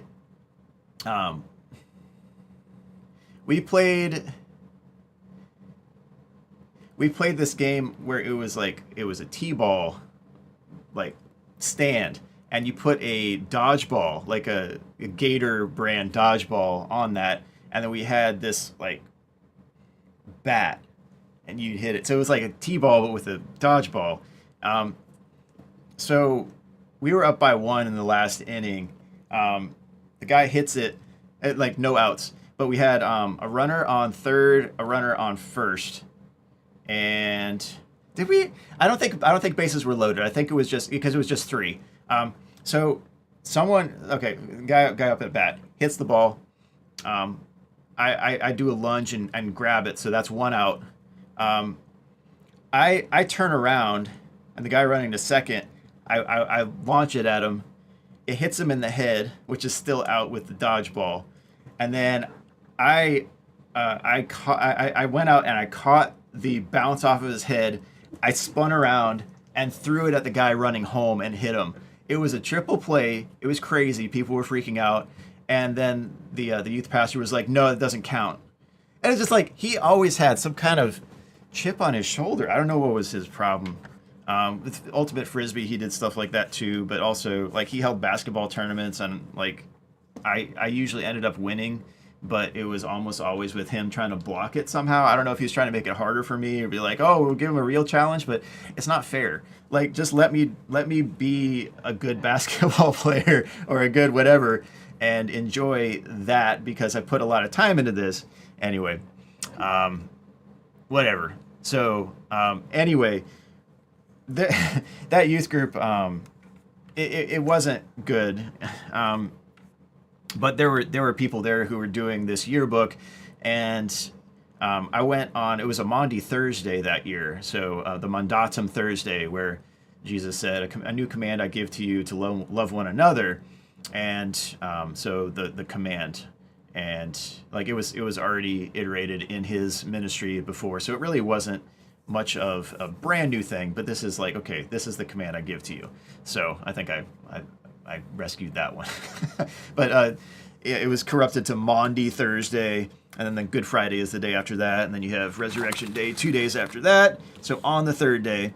But let's see, so the Thursday I went and I told people, I'm like, hey, it's my birthday, and people were like, oh, that's great, happy birthday. But then the person doing the yearbook for the youth group came up and said, no, your birthday's in September. And I'm like, no. And like, then you're just pulling our leg. Like, you're just a prankster, and you know, you're just trying to pull off on us. And I went home crying, because it was just like, you know, no one believed it was my birthday when it was my birthday. And I'm like, you know what, forget this. So anyway, I'm not there anymore. There are good places you can go to, just not there. DJ Sturfs is basketball. What's my favorite sport? Yeah, I mean it's going to be a combo of anything basketball, DDR, running. Yeah, depending on the week, it might change here and there, but I do consider DDR a sport as well. I mean that was the allure of DDR to me, is the athletic aspect. So anyway, but best church that I went to was New Hope Christian Fellowship in Mundelein, Illinois. If you ever go out to Mundelein, Illinois, hit up New Hope Christian Fellowship. It's a great church, great pastor, great community, extremely diverse, which is great. Like, I think of Revelation when it talks about people from all walks of life and you know, races and ethnicities and all that, and all of us around worshiping God. And you know, there isn't news media trying to inflame strife or, you know, whatever. But yeah, should be pretty cool. But yeah, anyway, New Hope Christian Fellowship is a great place. I was the teaching and evangelism minister there for my last year at Trinity. That was a really cool place. I love going back there whenever I visit. So let's see. Why do I look so young, bro? I honestly thought you were joking and you turned 20 today. Thank you. I guess the gray in the beard would probably give it away a little bit. Not much. I mean, I don't know. But I'm more happy that I'm not bald. Like, I know I got some recession going on. Like, it's not just a recession in the economy, like Q1, Q2, 2022. Negative GDP growth. That means it's a recession 2 quarters consecutively. It's just, there's gaslighting from people saying that it's not a recession. We went through it already. The funny thing is we're not in a recession right now. So yeah, we're actually through one. We went through one for 2 quarters. So yeah, anyway. Yeah, but yeah, my grandpa and my dad and my uncle, like they got that bald, but I think my grandpa got it the worst. Like, he was like cue bald. And yeah, it was like Mr. Clean, but he had like, you know, a little bit of the side. So anyway, it's nice to have some of this still, but don't expect this forever because I mean I'm 40 now, so I expect at some point the genes will probably kick in. I'm just happy that I've kept what I have for however long I've have.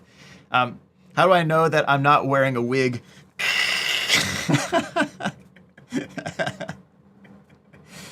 Oh my goodness, that's a good question. Maybe I'm wearing a wig.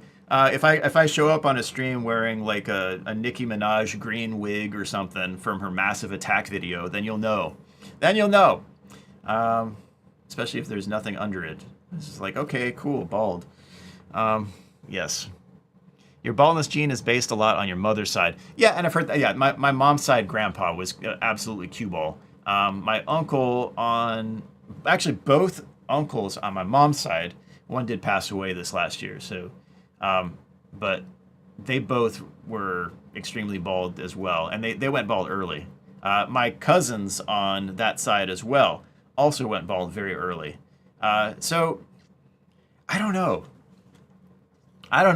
Maybe it's something in my diet too. I don't know. Can you see yourself still doing what you're doing on YouTube when you're 50, so long as you continue to enjoy it, or is it something that you think you'll bring to a close eventually regardless? I've thought about that too. That's a great question. That's a great question. Because you become an age to where you're not hip anymore. You know, I think it's just kind of a natural progression.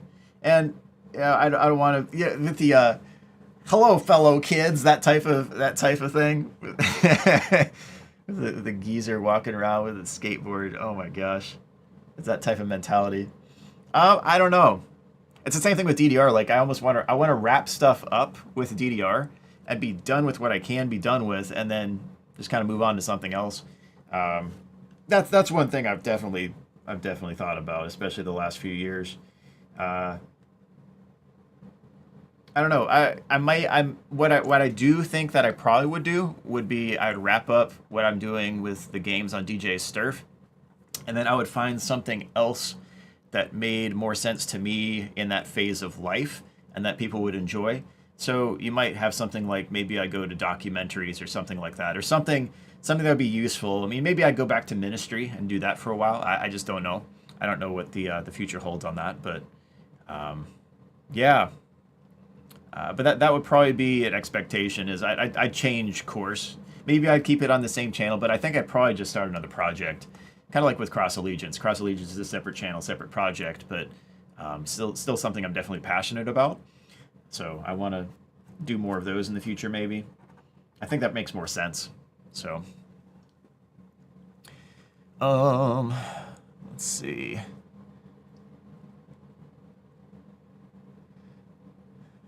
Maybe he glued a wig so hard to the point it looks real. Yes, you got it. Happy birthday. Thanks, Mr. Game Guy. 40 is just the new 30. Oh, man. What was that phrase? Someone said like 80 is the new 40 or something like that. I'm like, what? I don't know. The funny thing is, though, the youthful genes kind of play into both sides of my family, but my dad well, no, it's both. It's both. I got to say that politically, too, though, you know. I got to say. But yeah, like my dad and I would go out to the state fair, and I've told this story before, but we would go out and we'd go to the age guesser booths, and he would always win pretty ridiculously.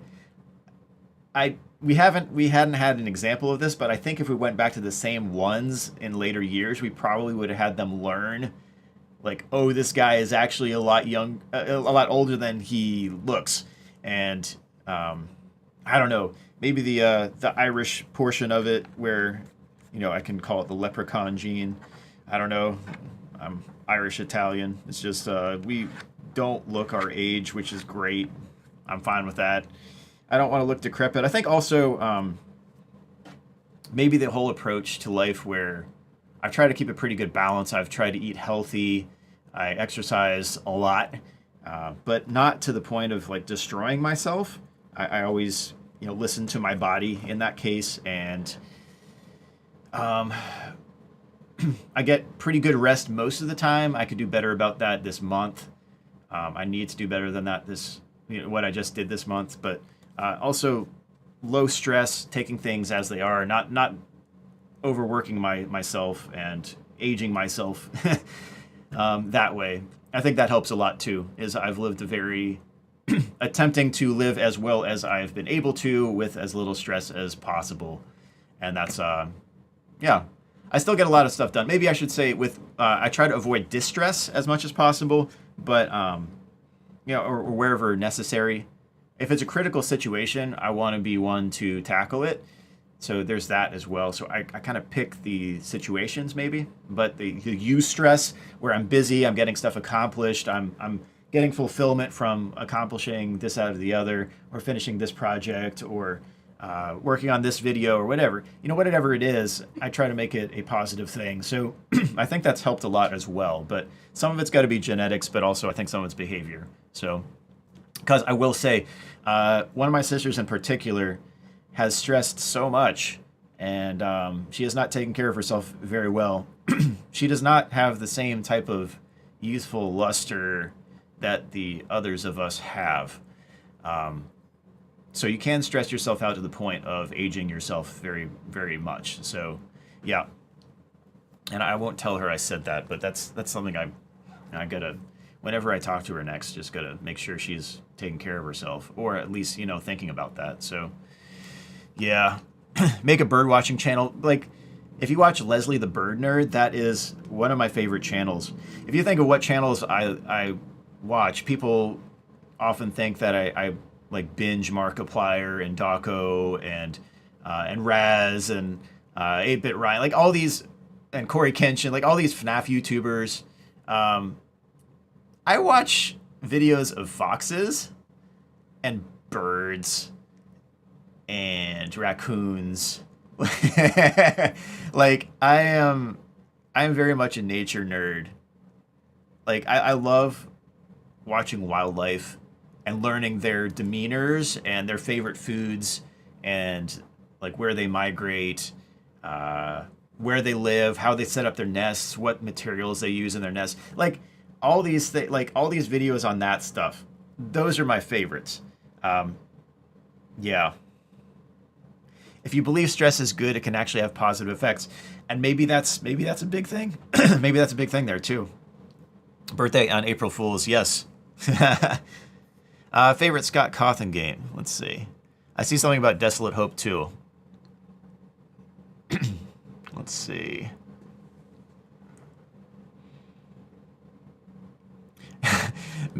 Man says, I think Sturf likes FNAF so much because he was born on the year that crying child died. Well, some of the things that got me interested in Five Nights at Freddy's. I saw the game. The characters were well designed. I immediately thought about each animatronic had individual mechanics behind it. And I was thinking, how does each one operate? Then I thought, okay, now that I've learned this, and trying to reverse engineer how the system goes, like what timings were, how they operate, all that. Putting all that together to optimize a strategy. Like the optimization process and putting together the best route is really interesting to me. So optimization, that's kind of a QA type of nerd type of kick that I have. But also, yeah, the dynamics behind them and how they operate. That's, yeah, how it works. So a deconstruction, but also the profile of Scott was interesting to me. I mean, that should be pretty obvious. I mean, I'm a Christian, and I saw his Geeks Under Grace interview, and I saw too, like he'd gone through a lot of really hard struggles in terms of his self-value and self-worth. And I shared some of that too. My first years out of seminary, like no one would hire me. I was just like, all right, so I applied to 400 different places. And the thing was too, like I was almost always one of the final few and often one of the final two. And yeah, it was always a no. They wanted someone in a different marital state. Like, let's be frank. But I was just like, all right, so if Jesus or Paul can't be your pastor, then all right, cool, I guess, like find another place. But that was, yeah, those are some of the roughest years in terms of just mentally. And thinking of someone working at a Dollar General, trying to take care of his family, having a failing career in what he loved to do, and nothing coming about. And it comes to a point where you're either sad, depressed, despondent, or very mad, and sometimes it shifts very quickly between the bunch. Sometimes you don't want to get out of bed. Sometimes you just don't want to think about even like taking that next step of applying to the next one. So, yeah, and sometimes people don't understand that, and they don't help you in any way, and they don't know any better. Like they just don't know. And so, I mean, Scott was in a situation like that, and but he kept strong in his faith with God, and that was one thing that I thought was really cool. And so some things resonated with me with his type of story and profile. And one thing I wanted to do was, my strength is in QA, and I wanted to be sure that, if he was going to put something out there, and I saw that the games did have a lot of bugs, I'm like, okay, well, maybe at some point I can get through and be like, okay, I can help you with this, and then make sure that his stuff is legit coming out. So unfortunately, it didn't come out during the series at all. It came out with like the side games for all that, but it was one thing where I just figured I could use my strength to help him out in that way as well. So, like he's been super nice, he's been super generous, so that's a plus as well. But it's not something I really expected. I get a well-paying job and all that, and God's blessed me with that, and it's been a good set of years. So, yeah, I'm in a much better place than where I was a decade ago. You can go back a decade ago and see where I was. Let's see. But that's one thing that that resonated with me, that pulled me into the Five Nights at Freddy's series. Like, I don't care for the plot as much, and especially not the dark parts of the lore where, yeah, the child murders are, of course, not cool at all. And I know you're talking about a villain, so you put it in perspective that this is a villain. He's not glamorized, or at least not glamorized by the plot. Some people make like art with glamorizing William Afton and stuff like that. And it's just like, what? But anyway, I guess to each his own on that or something. But like, it's not glorified in the series, and we'll see what the movie has. the thing is too, like I'm probably going to be wincing at some of that too, but I'll be like, all right, so this is where it's at. Where can it go? I'm hoping that it ends up being redemptive in some form and a positive impact on those who play it.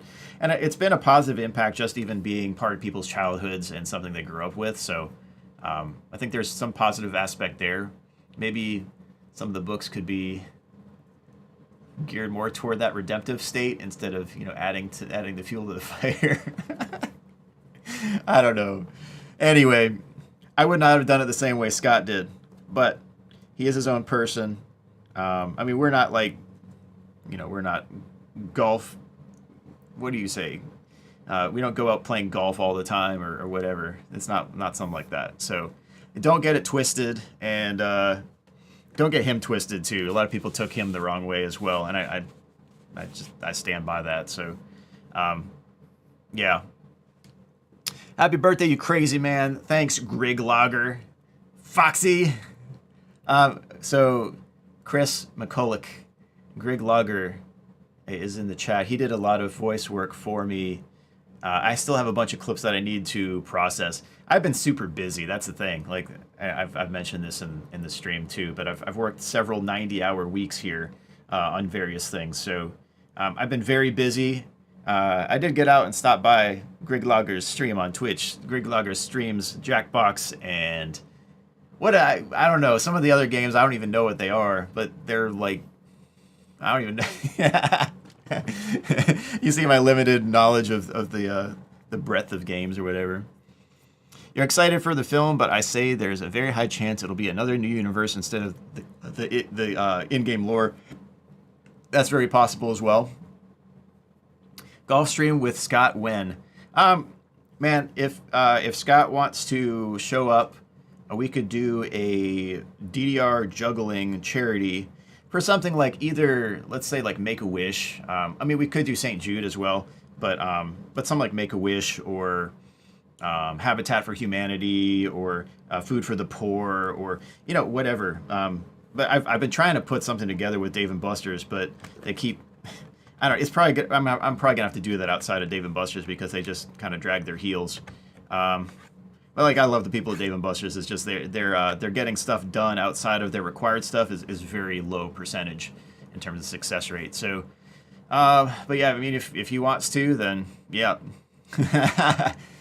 let's show up. He could show up and play DDR with me. How about that? Maybe we could have a basketball stream. We could lower the goals to however low he needs to dunk it. And then he could just like dunk on people.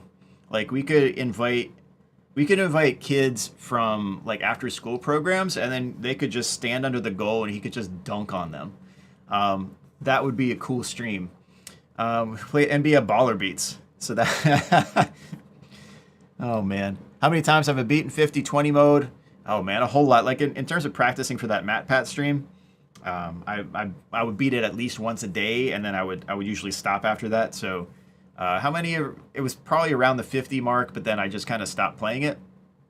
So I kind of wish that Matt had taken my suggestions on, like he let me have free reign over sending in bug reports and fixes and testing on the crowd control aspect of it, but the final implementation of it was very haphazard. What they have now is a lot better. But when we were actually on stream with that, it was a very,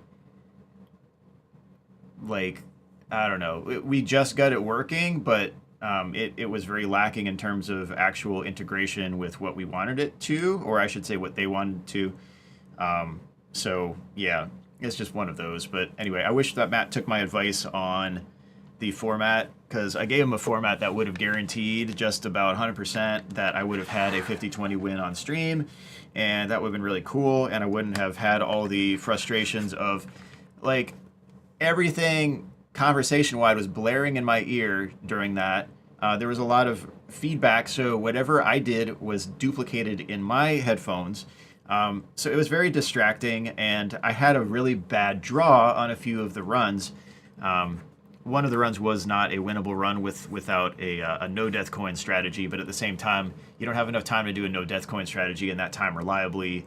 And so it was like, okay, you get like, 10, 15 minutes, and you're just going to play on stream and all that. And COVID hurt that, because if I were in the studio, I could have done that in the background. And then when I was about like halfway through, I'd be like, okay, I'm halfway through, come back to my camera or whatever. And then you'd be like, okay, cool, here's 50/20 mode, done. It would have been simple. But unfortunately, the run right afterwards, when we were in the screening room afterwards or whatever, it was like, okay, well, there's a 50/20 win. So it was frustrating. So I don't think I'm ever going to get that chance again on MatPat's stream, but at the same time, it's another thing. Another thing that I've learned is don't count your best opportunities as your best ever opportunities, because I believe I will have better opportunities than that to showcase talent or do something cool. So don't limit yourself. Don't live in the past. What is it? Rosa Parks, where Andre talks about his conversation with Erykah Badu, where he says that she told him, boy, you're only funky as your last cut. It's like, you don't want to be stagnant and rely on the stuff that you've done in the past and be like, okay, well, cool, here's my body of work, and like, I'm cool, right? But then everything changes over time. Society evolves, and it's like, okay, well, this isn't really cool anymore. And then, what are you doing now? And then there's nothing you can really show for it. But yeah, you want to be actively doing stuff and progressing, pushing yourself, and yeah, being a better version of yourself every day, if at all possible. So anyway, all right, that's that. What's my favorite? Balloons Tower Defense 6 Tower. I like the Wizard, probably because of the fourth ability on the bottom row and the fifth ability on the bottom row. But I like the Ice Monkey juggling. That's really cool, but I don't like the Ice Monkey functionally. I like the Super Monkey okay, but there are too many variations that are kind of distracting to me, so I don't know really which way to go on a lot of those. Like whether they go Robo Monkey or like Super Fast or Super Range or whatever, Epic Range, whatever. Or Dark Knight, whichever one you go with is just a different type of feel. I don't like that breath, I guess. Wizard Monkey stays winning. Yeah, I really like Wizard Monkey. Is there any other ones that I drop a whole bunch? I mean, the Alchemist, but that's like a one-time thing. Usually, if I have to throw a bunch down, it's a Wizard Monkey, and then throw down like a Fireball wall, or the Firewall. Yeah, that mess is crazy. Oh, the Engineer is also an underrated one that's also really close to that, but the Balloons XL, like the Ghostbusters trap, that thing is great, because it just eats all the balloons up right there. So I wish I could throw down an entire map full of those, and it would be funny. But actually, no, you couldn't do that. You'd have to bust open some of the other ones in order to make that work. So can't do just Engineers, but Engineers are really cool for that one. Everything else is kind of weak, in my view, for the Engineer, though. You always have like 500 snipers with the money drop. Yeah. The Druid money. That mess is crazy too. So you put down banks and then the Druid, and then you have, what is it? Tribal Instinct or Jungle Instinct? It's something like that. But you pop that ability and you get $100 every like 30 seconds per one of those, and it just keeps multiplying. But or maybe it's like how many are in a range of a certain bank. So you just collect a ton. So that's another one of my favorite. That money strategy is actually really high tier on my list. But those would be some of my favorites, I guess. But that's a more involved strategy. I think just a basic level or whatever, probably the Wizard. That's probably your answer. Thanks, Hyped Up. Do I ever plan to beat 50/20 again? Probably at some point. I honestly want to see Shooter 25 and Sturf go against each other to see how much times they can survive 50/20 in a row. I'd have to start playing that again, but I don't know. There's all sorts of new tech as well that I need to go through and learn as well. So there's apparently like a no frame flip that is 100% reliable, I guess. So that's one thing, but yeah, I don't know. It becomes a mod to a point. Like Shooter has the games beaten, but also he's played like various modded versions of it, like 50/30, 50/40, 50/50, like that type of stuff. That doesn't interest me as much because it's not the main part of the game. But I don't know, like to a degree, like I I hit a point on each one of the games where I'm like, I've done everything on the game that especially I wanted to do, and I exceeded my expectations. And I'm like, do I want to keep going with this, or do I want to move on to something else? And it's almost like always I want to move on to something else.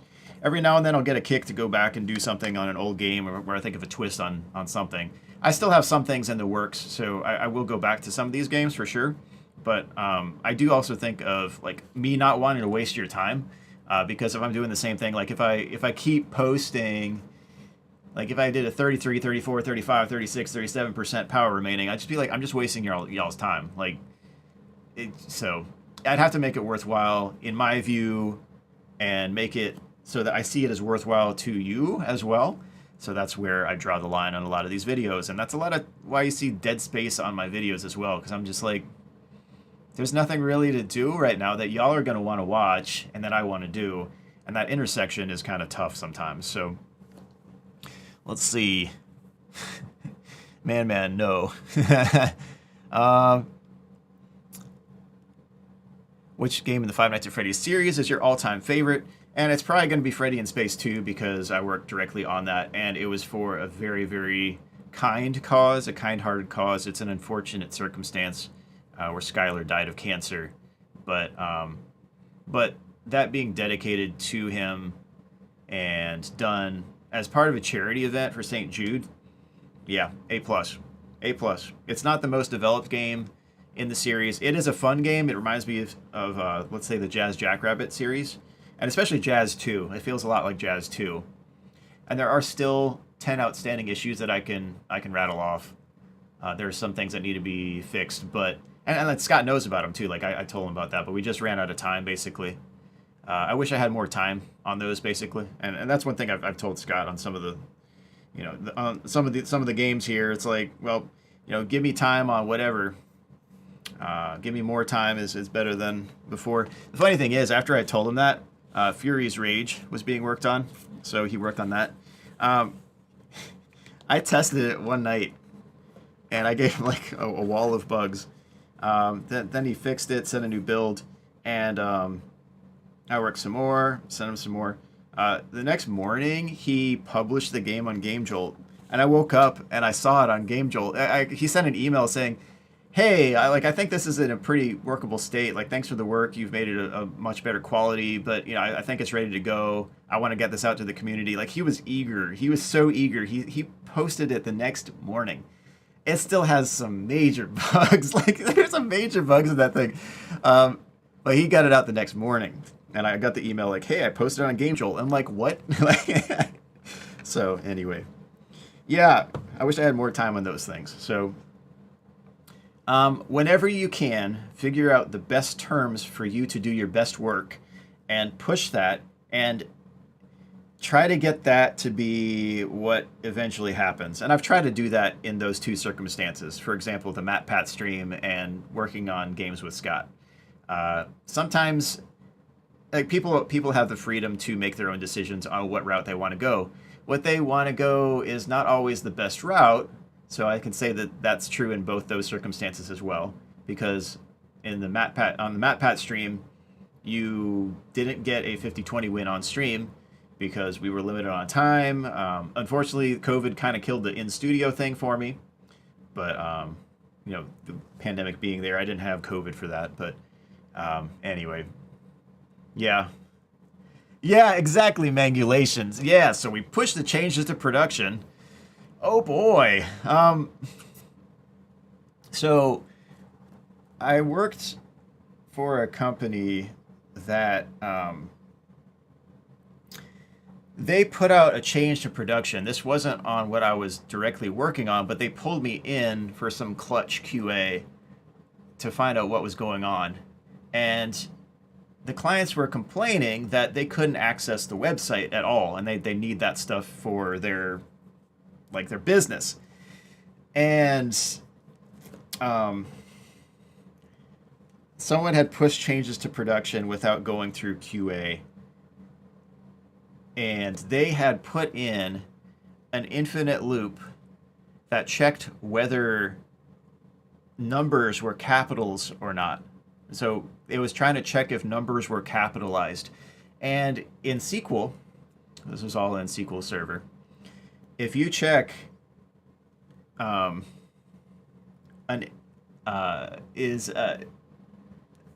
you basically have an is upper type of check, so it checks if something is uppercase. But if it's a number or a symbol, it throws back a null. It doesn't throw back a no, because it's like, this is so dumb that you would even consider putting this in a letter category. Like it's saying this is not in the letter category, so it's kind of an invalid conclusion to say whether it's uppercase or not, because it's a number or a symbol. And so it throws back a null, but the loop was there instead of just one statement throwing everything to an is upper and then just leaving it, because that would have fixed it. There was a loop, and it checked, well, is this an uppercase? And if it came back as yes, then it would exit the loop. If it came back as no, or if it came back as yes, it would exit the loop. Otherwise, it would just loop around. And so since it was coming back as null, it was throwing an infinite loop, trying to capitalize numbers. And so no one could access anything, and their businesses were down for like a day and a half because someone threw in an infinite loop that was trying to capitalize numbers. So, yeah, we pushed these changes to production. Man, that mess was crazy. But there have been some silly ones, man. Oh my gosh. Like, life as a QA, you get all sorts of entertaining, weird scenarios that happen in code, and you see them all on the front lines. It's crazy. Sam, thank you. Let's see. What is the best method to survive 50-20 mode? So, I mean, the most reliable way of getting a win is the no death coin. I would definitely go that route if you're starting out.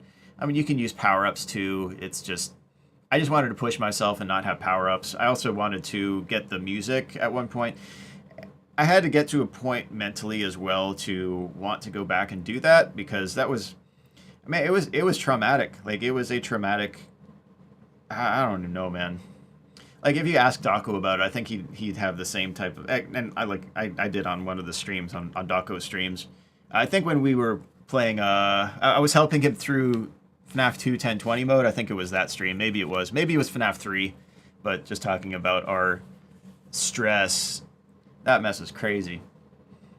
People were like all sorts of taking it the wrong way. Like, I was on Twitter and on chat helping him and all that. Just like, you know, we were on the same team on that. I actually had a dream where I think the conclusion of it was to yeah, anyway, well, I did exactly what I saw in the dream, and it worked out. I liked it. I like to stay behind the scenes to a degree too. I think that's pretty apparent. Like, I like doing cool stuff and putting that out, but I also like doing a lot of stuff behind the scenes and not being, you know, fully out there, that type of thing. So, happy birthday. I love the speedruns and tutorials for FNAF. Yes. Yeah, thanks for the birthday greeting and all that. If you've played any of the FNAF fan games, which fan game do you like the most? I would not have a full list to decide from on that. I need to play through those, and then I can give you an answer after that. I also have this, I don't know, there's a kind of hang up with, I want to play the main series and figure out everything about the main series as a primary thing. It's the same thing with DDR versus In the Groove. In the Groove was a branch off by a different group that basically took DDR to the next level, but then DDR sued that company, Konami sued that company, acquired them, and now they're working on Step Maniacs, which is cool. That's more of a joint venture, but I should say supported venture by Konami. But the In the Groove community started putting out customs, and for the start of it, I was like, oh, okay, cool. This could have a lot of really neat potential, but then I started playing it, and I'm like, but there are like 10,000 sim files now, and then there are like, oh, okay, there are 100,000 songs I can play now. I don't have time to play 100,000 charts, and I want to finish certain things, and it would drive me nuts to have this big body of things that I could do, but I'll never be able to get to. With DDR, the latest mix is kind of in that same boat as well, because we didn't have a machine very nearby for the last 6 years. Then we finally got it recently, so I've been trying to catch up. But there's so many songs on this mix that I just haven't gotten scores on, and it's a pain. Like, I don't know, just one bite at a time. I try to pick off 10 new scores every time I go out, but that means that like it's going to take a year and a quarter to get scores for all the songs on single, and that's not even counting double. Like, I don't even know how I'm going to tackle all of this, so it's silly. Ace is much easier to time, so I want to get scores on that because all my Supernova 2 scores are going to be outdated. So I play something on Supernova, I'll get 15 perfects. I'll play it on Ace first try, it'll be a marvelous full combo. It's like, there's a big difference. Big difference. Anyway, yes. So that's one thing with the official, so Five Nights at Freddy's versus fan games. I'll probably get to the fan games at some point, and I know that the Fanverse Initiative is a limited population. I'm not planning on playing the Flumpty games offhand. It's just not what I want to get into. But yeah, the other games so far, as long as there's no ethical controversy or something like that, I'm willing to play through them. But yeah, on my own timeline. That's another thing. Live on your own timeline. If it affects other people, be considerate to that though. But operate in a way that's considerate to others, but on your own timeline. Oh, happy birthday, DJ. Thanks, Frog. Thanks, Gabriel. What's your favorite game in general? Some of my favorites. DDR, NBA 2K. NBA 2K is a rival. I might actually like that better. A Dance of Fire and Ice I really like too, but that's not a lasting like as much because it's kind of you play through it and then you're done for a while. Dungeon Defenders, that was classic. I go through bursts where I play Dungeon Defenders a lot and then I just don't play for a long time. I went through another burst recently and I just wanted to play through the new maps and beat them on my own strategies and builds and all that, and I did. Beat them all solo. That mess is fun. They have some tough maps though, and they're out of order for sure. What's my also NBA Baller Beats is kind of fun, but that's not like my favorite.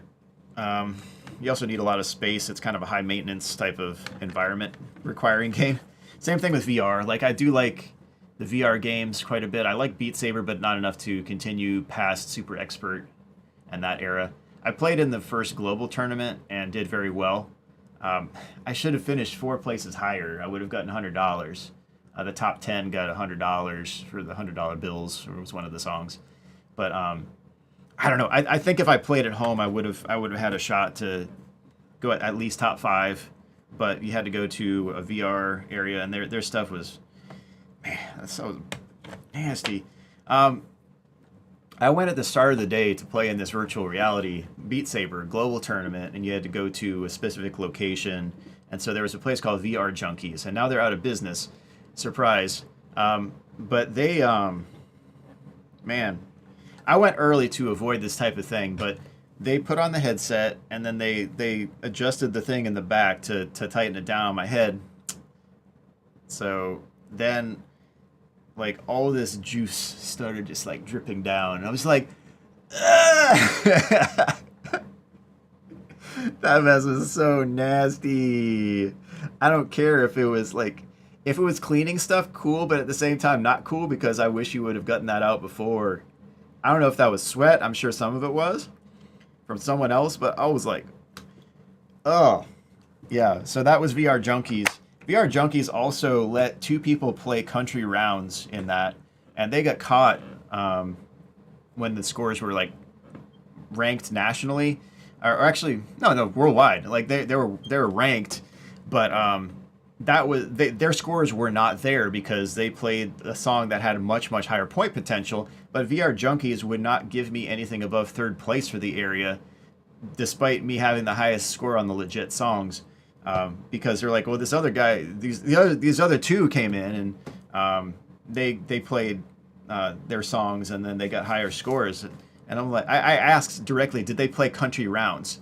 Because country rounds is like super long and way too long, really, for the record. It should have ended like 30 seconds before it did. So anyway, they gave me a 3rd place VR Junkies T-shirt. I still have that. The first prize was like $100 of VR gameplay, which I don't really care about anyway, so it's kind of whatever. And now they're out of business.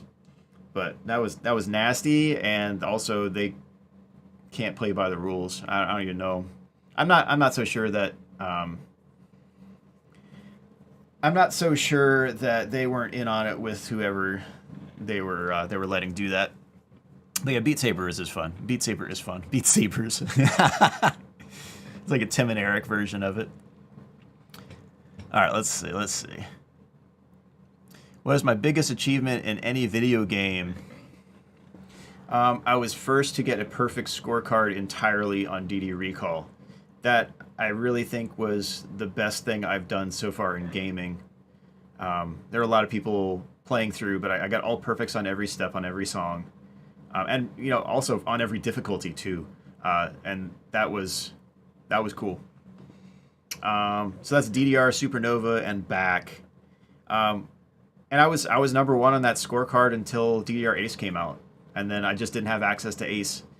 I Am Chris for Life is far and away, like, on the leaderboards. Like, he's maxed out most of the game. So I don't think I'm going to be catching that, especially at my age. And I'm not going to have enough time. He's played basically like 20 of my lifetimes in terms of how much I would ever play. But during the pandemic, he had a loophole. Anyway, we won't go into that much. But he had a loophole that allowed him to play at home. And then he would put like arcade noises in the background to make it seem as though he was at an arcade. He played one of the restricted songs for our area, and then people were like, wait a minute, how did you play that? That's when people figured it out. But anyway, so I would say Chris is on the leaderboards right now. Like, yeah, I'm not catching that, but I enjoyed the years that I was number one on the leaderboard. That was cool. Or maybe winning a lot of the Rocky Mount tournaments. That was pretty cool. Or I should say placing. I placed a lot more than I won, but consistently being top 3 on most of them was really, really good. So that's consistency. But those were fun too. Like I met a lot of people through that as well. But I did work. I did work on that. Let's see. Lemon Kitten. No, it was totally Sweat. I mean, some of it definitely was on that VR headset. Good grief. Oh no. Okay, power just blipped. So if I cut out, thanks for stopping by on my birthday for the stream. I'm gonna stream for another 12 minutes tops if this doesn't cut out though. But anyway, I think we're good. But I don't know what caused that power blip. I have no air conditioner running, and there's not much running outside my computer. There's a storm that's going on though outside. Sturf, how did you underreact so much after completing 50-20? You were like the third victor. If I were you, I would have had like a seizure for 5 days or something. I think at that point, there was some relief, but there was also like a numbness and maybe a disappointedness in a lot of the community. And that was what went into the reaction. I'm pretty stoic on my reactions anyway on a lot of stuff, so there's that too. Like I'm subdued on a lot of that stuff. I realize it's a game, and I go through the logic. I figure out how things operate, and then I'm not really surprised by it most of the time, unless it's like a bug. But I lost it was over 10 pounds. I lost that in like 2 weeks time. I lost over 10 pounds. I was working full-time plus like extra hours to try to get stuff out to production, so I wasn't going to let my team down at work. I was training for a 5K series. I did well that year too. I finished second that year. I won the next 2 years, but so I was running, I was stressed, I was playing some, I was starting to get like adrenal fatigue type symptoms, and I was just like, I gotta back off for a while. And so that was part of the dream, like, that I need to take care of myself, and then other people will finish first. And I just had that dream, like, okay, I'm okay with it. And so I think the Lord prepared me for it that way too. But also like the whole my dad can beat up your dad thing when we were helping each other. Maybe a little bit disappointed that Markiplier was pushing that we were cheating by trying to find how the game actually operates and what we can work with. And what Scott was acknowledging as like, hey, I put this in the game for a reason. And while like you can do other things in different ways, like if I started to say that I can play the game with my hands tied behind my back and that's the only legit way of playing, I don't think that's legitimate.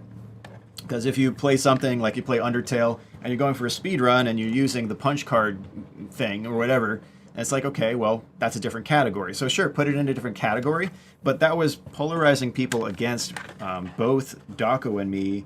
And then when I don't know, when people finished, then people would show up and taunt Daco, and and then like Daco finished second, and then people would come on my videos like, oh, you know, Daco's so much better than you are, when I was feeding him tips the whole time to try to get him to finish first. And I told him that too. And I know Daco had said also that he was hoping that I would finish first, all that. So like we were trying to help each other out. And most of, like, to be like fully frank, like most of the tips were going from my side to his. He told me to click on plush trap. I think that was the main thing that he told me, and you don't click on plush trap. So like he was trying, but he is much more a face of the franchise, community organizer, super sweet guy. Like, and that's the thing. So nothing taking away from him, and I get what Markiplier was saying and all that. So, you know, and he was super nice to me on the stream, and he's been super nice to me outside of that too. So it's just like, I know he didn't mean that in a bad way, but a lot of people took it the wrong way, and then it became real stress for us. So that's just, you know, fully saying my piece on that. And I've said that before, but you know, Markiplier is an extremely good YouTuber, and engaging and entertaining, and works for a lot of good causes. So that's nothing against Markiplier there too. It's just, I wish he had done differently in that situation. So yeah, just the whole like my dad can beat up your dad thing, when like also like you can tell with the shout outs too. Remery, when he finished, gave me a shout out because he had been watching my videos. I'd been encouraging him in the chat some, and I was mostly with Daco, but like I was trying to encourage him too. Like, it's just like you don't use this as a cutthroat type. I don't know. You can, some competitions can be or whatever, but that's just not how we were doing it. And I saw it more as like I can help with this because I have this skill set and I'm great at teaching people certain things. So sister location 1020. I helped Daco in the chat. I gave him tips the day after I beat it, and then he beat it. 50-20 mode. I was giving Daco tips every night on Twitter, and we were talking through, trying to manage like emotions and that type of thing. Like, it was just super stressful. If you get jump scared like that, loud noise in your ear because you got to have your volume up, it really does wear on you. After playing, you know, a 4-hour session of that and trying to do that every day, it's crazy. And Daco was playing a lot more than that too every day. Like, he would stream a ton, and same with Remery. You do 17-hour sessions, and it wears on you. So anyway, people took it the wrong way. And it's annoying too, because like, I don't know, whatever. I try to do the heroic, but it's not always recognized. Let's see. People just always have something to say. They don't realize how many people on YouTube are friends like you and Daco. And the thing is, yeah, me helping Daco out was something that, you know, that's how we became friends too. So, but I mean, yeah, Daco is a very positive person, but he's also like, he had the history of having the like the collapsed lung, and he's had, you know, anxiety stuff that he's tried to push against too. So like, he's someone that I was trying to make sure like got through this and didn't get to the hospital, because I saw what the challenge was and I was like, oh no. So anyway, it's just one of those. Yeah. Oh boy. But I also helped him with 1020 mode on FNAF 2 on stream.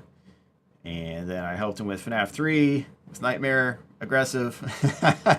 Like, it's just always something that, you know, I'm willing to help. So yes. Marissa, first time comment here, but my husband and I love you and Daco have such a wholesome approach to things and the great atmosphere of your streams in general. God bless you both and happy birthday. Thank you so much. Thanks, Marissa. Sturf, have you ever played 50-20 again? Try to beat it without sound. Maybe. I mean, it's doable. I think it's probably more doable than I think. You know, is with the flashing, you got to determine whether it's Ballora or Afton. Once Afton's gone, though, it becomes a Ballora thing. So that's less of an issue, I guess. So you got to hope Afton shows up at the first, you know, 29 juncture or whatever. It's like when everyone's blasting him during the Scott situation, when it's like nothing has anything to do with him and he's a super sweet guy. Yeah. Yeah. You know, the campaigns were in the range of $2 billion. Man. I wonder what $3,000 would get you. Like a meal for a few. Anyway. So, you swear Shooter beat 50-50 without sound? I mean, that's possible too. I wouldn't be too surprised. Have you seen Astral Spiff's blindfold runs in UCN? I saw his 50-20 mode. He actually sent me a DM. He thanked me for the guides and said that made the 50-20 mode much, much more beatable. So that's cool. He and I every now and then cross paths or interactions or whatever. It hasn't been like frequent, but it's just, yeah, he's pretty cool. I haven't seen the blindfolded ones yet. It's just I haven't had the time. It's kind of like the same thing. Like if I'm on YouTube, I'm probably watching a video on Blue Jays or something. Let's see.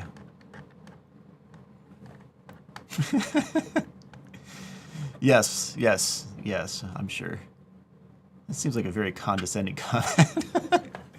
Sir, you have the same birthday as my sister. Happy to see you today. Yeah, cool. All right, well, happy birthday to your sister as well. Jack, what's up? Not too much. All right, 4 more minutes on the stream. What FNAF YouTuber do you consider closest to you in terms of content? I guess several dynamics. I mean, Shooter pushed the limits on a lot of stuff, but he goes to like various alternatives and all that as well.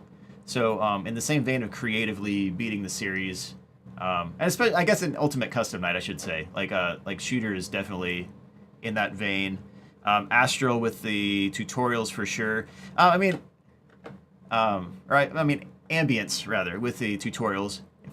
If I said Astral Spiff there, I meant Ambience there, but Astral Spiff with the chat plays FNAF 1. I programmed that in 2014, 2015 probably, right? I think he used a different bot, of course, because it didn't have the same commands, but I programmed that back in like 2015, the same thing. He had another one, had someone else program something up for FNAF 3. I was thinking of doing that for the other Five Nights at Freddy's, but it didn't get much of a response at all. Like if you look at my videos, they just don't have the views. I mean, people just don't want to watch my stuff on that first. I don't know. I'm not that engaging on that, so it's just whatever. But that would be very easy to program. Very easy to program. Very, very easy to program. I program the modules that interact with the HWND. That's pretty cool. I do a lot of that stuff. What else? Happy birthday, Stir, 7 stories deep. Thank you so much. You always forget to watch streams until my birthday. Well, I haven't streamed a bunch lately. I haven't made a bunch of videos lately. So anyway, if it makes you feel any better, you don't look 40 at all. Thank you. I need to like get a like redneck grill where it's like all like janky, like get those ones from the arcade and then watch that. Liz, DDR stream when? Happy birthday. I want to do a DDR juggling stream for charity. That's what I want to do. I'm trying to get Dave and Buster's in on it, but I may just do it without them if they just keep lagging. Dave and Buster's punked me, man. Like they I have that box here. I guess it's not in here. Man, they had this prize pack for level 9, the Legends level, and I reached that, and it stank because I got COVID in December, and I was out for a month. I was right at the edge of level 9, and I was at like the very edge of level 8. I wasn't going to go finish that off when I had COVID. So I almost undoubtedly would have been in the first 1,000. It wasn't advertised that it was in the first 1,000 as well, but they only made 1,000 of the gold holographic cards, and that's the only thing I wanted from the prize pack. So they gave me this beat up box, like this beat up headphone box with the headphones in it. It was just like they did not take care of this at all. The outer box was fine. It was definitely in their storage, and someone looked like someone either stepped on it or it got crushed somehow. That mess, terrible. So I got that, and they gave me this this code that didn't work. It eventually did when I stepped on premises, and I didn't know you had to do that. But apparently, there's some location detection or whatever that's required for you to redeem it. They just didn't tell me that.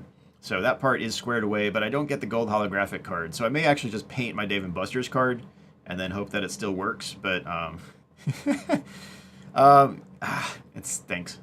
And people are mad about it, like more mad than I am about it. Because they've been waiting. Like, I waited 2.5 months for this to show up, and I get this beat-up box of headphones. Like, thanks for spending all this money with us.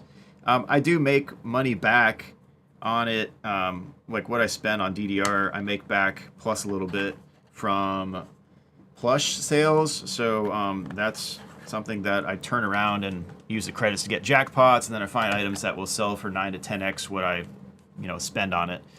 So, anyway, I can beat the house on that still. That may change soon if they keep nerfing stuff. Cut a dress in all that arcade carpet clothing with a golden grill. I don't know if people would take the golden grill the right way, even in a humorous way in these days. I feel like I can't make that joke ever. Whereas like before it would be some fun thing or whatever. So I don't even know. Yes, my birthday is April 1st. Let's see.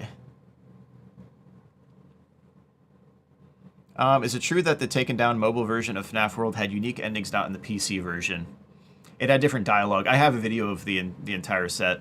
There is no Chica's Magic Rainbow on the mobile version either, or the official one.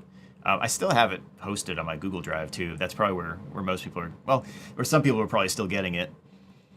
What are your thoughts on the FNAF VHS? I'm not sure. I don't know. I haven't seen anything about FNAF VHS.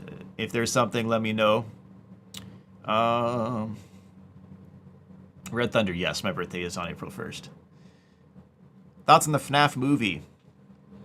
I think it'll be different from what we expect. I think people are more curious to see if Markiplier's in it than they are about the actual plot to some degree. But we'll see. We'll see what it is. We'll see what it's like. When's the release date for that? 'Cause I know they're about to finish filming. So that was, I think, yeah, Johnny Blocks has been keeping up with a lot of the updates. So let's see. Wouldn't 50/20 without sound be like that blind challenge in FNAF 4? You can still see your mouse cursor in the blind challenge, which, I mean, that's, or what was it? Maybe you can. Yeah, I think you can. I don't know. It's been so long. It's been so long since I played the FNAF 4 challenge. I gotta go back and check that out. I gotta go back and redo FNAF 4 at some point and get something more consistent in terms of strategy, because it was just pretty random. Like both me and Dinky Dana we just muscled through. We're like, okay, we're gonna go with a certain strategy, just keep going until it works. And it's like, all right, cool. About 4 hours later, all right, cool, we got a winning run. But it was a lot of failures up until that point. 30 years from now, after Sturf uploads himself into a hologram, he's going to upload a video about beating Custom Night blind and deaf without touching the keyboard. Maybe. The future will tell. Thanks, Lumpy. Happy birthday. I can't stay, but I wanted to stop by and just give birthday wishes. Well, good, because I'm 4 minutes over what I said I wanted to stream until. Okay, like, wrap up the comments here, and then I will stop the stream. But thank you, everyone, for being here. Yeah, how tricky would a security breach reskin be? You can change the models. I know you can do that. I haven't done that, but I've seen people with speedruns where they put in, like, Sans instead of Freddy. So I don't know. You can, but it would have been cool if there was an option to hide the cursor. Yeah, it would have been a lot more difficult in that case. Yeah, I seem to remember. Yeah, because I mean, you can see your cursor pretty brightly, and then you hear the sound cues to make sure you're in the right area and all that. So you get to know the UI. It's simple enough that you can tell what you're doing, especially with the footsteps, because you know that's a success on what you just did. So get out here, Sturf, and enjoy your birthday. Yeah, but I'm glad to stream on my birthday, though. I wanted to at least do something for you all. I've been very busy, and the thing is, like, a few months down the road. I won't have this crazy schedule. I'll be able to make more videos, and maybe you'll find out at some point what I've been working on. That will be cool. Happy birthday, Sturf. Thanks. Is that Logan? Yes. Thanks, Logan. Happy birthday again. Hope you enjoy the rest of your day. Thanks, Butters. Okay, cool. Well, thank you, everyone, for stopping by. Let's see. If you legally could, no. No. That would stink, I would think. Like, in more ways than one, I guess. Anyway, you can go to the chat to see the comment. All right, but anyway, on my 40th birthday, yeah, it's been good to be on YouTube. It's been an interesting ride so far. It has not been a linear ride by any means. I will say that much. I haven't consistently made videos all throughout. I've run through different projects. I've met a lot of people. But yeah, I mean, I hope I've helped a lot of people with the tutorials. I hope I've entertained people with some of my videos, despite how subdued I am in some of them. I hope I've helped with thinking about things from an inventive perspective. You know, that was big with my dad for sure, especially the last few decades when he's taught that in colleges. And yeah, getting through things without fear, that's big on my list as well. But yeah, just want to close out with this, and I want to pray for you all. So I'm going to close and just pray for a prayer of blessing for you all as you go, all right? So yeah, thank you for being here, and Father, thank you so much for everyone who's been here on the ride with me on YouTube. I pray that you bless them. Everyone who stopped by, just guide them on their path. I pray that anyone who's hurting, that you would heal their heart. I pray that anyone who's wanting opportunity for certain things or lacking job, that you provide, just be their provider in time of need. That, Lord, anyone who's in times of blessing would be able to enjoy that, as well as be able to see you as the one who blesses and gives good gifts, as well as would be able to turn that to bless others. And Lord, in my life, thank you for 40 years. I just pray that it's been honoring to you. I pray that the next however long you give me is a blessing as well, that I can share your light with others, that I could point them to Jesus, and yeah, that you just bless everyone who shows up here. I thank you for these years so far, and I pray that these next ones are even better. And yeah, just continue to prolong the youthfulness that I have, and the health. And I pray that you bless others with that as well. And I pray all that, Lord, in Jesus' name, amen. All right, so probably an unexpected ending for some of y'all, but yeah. Anyway, just wanted to pray for blessing for you all as well. All right, so thank you for stopping by, and I don't know, maybe I'll at some point I'll get a haircut and trim my beard or something. Maybe look a little less like I'm about to hop on a train or hop across trains or something. I don't even know, man. But anyway. All right, we're done. Thank you so much. And yeah, I appreciate the birthday wishes, and yeah, the best is yet to come. So I'll check you later. Yeah. Yeah. All right. You will not be able to reconnect. What? I can't reconnect after I stop the stream. What? All right, cool.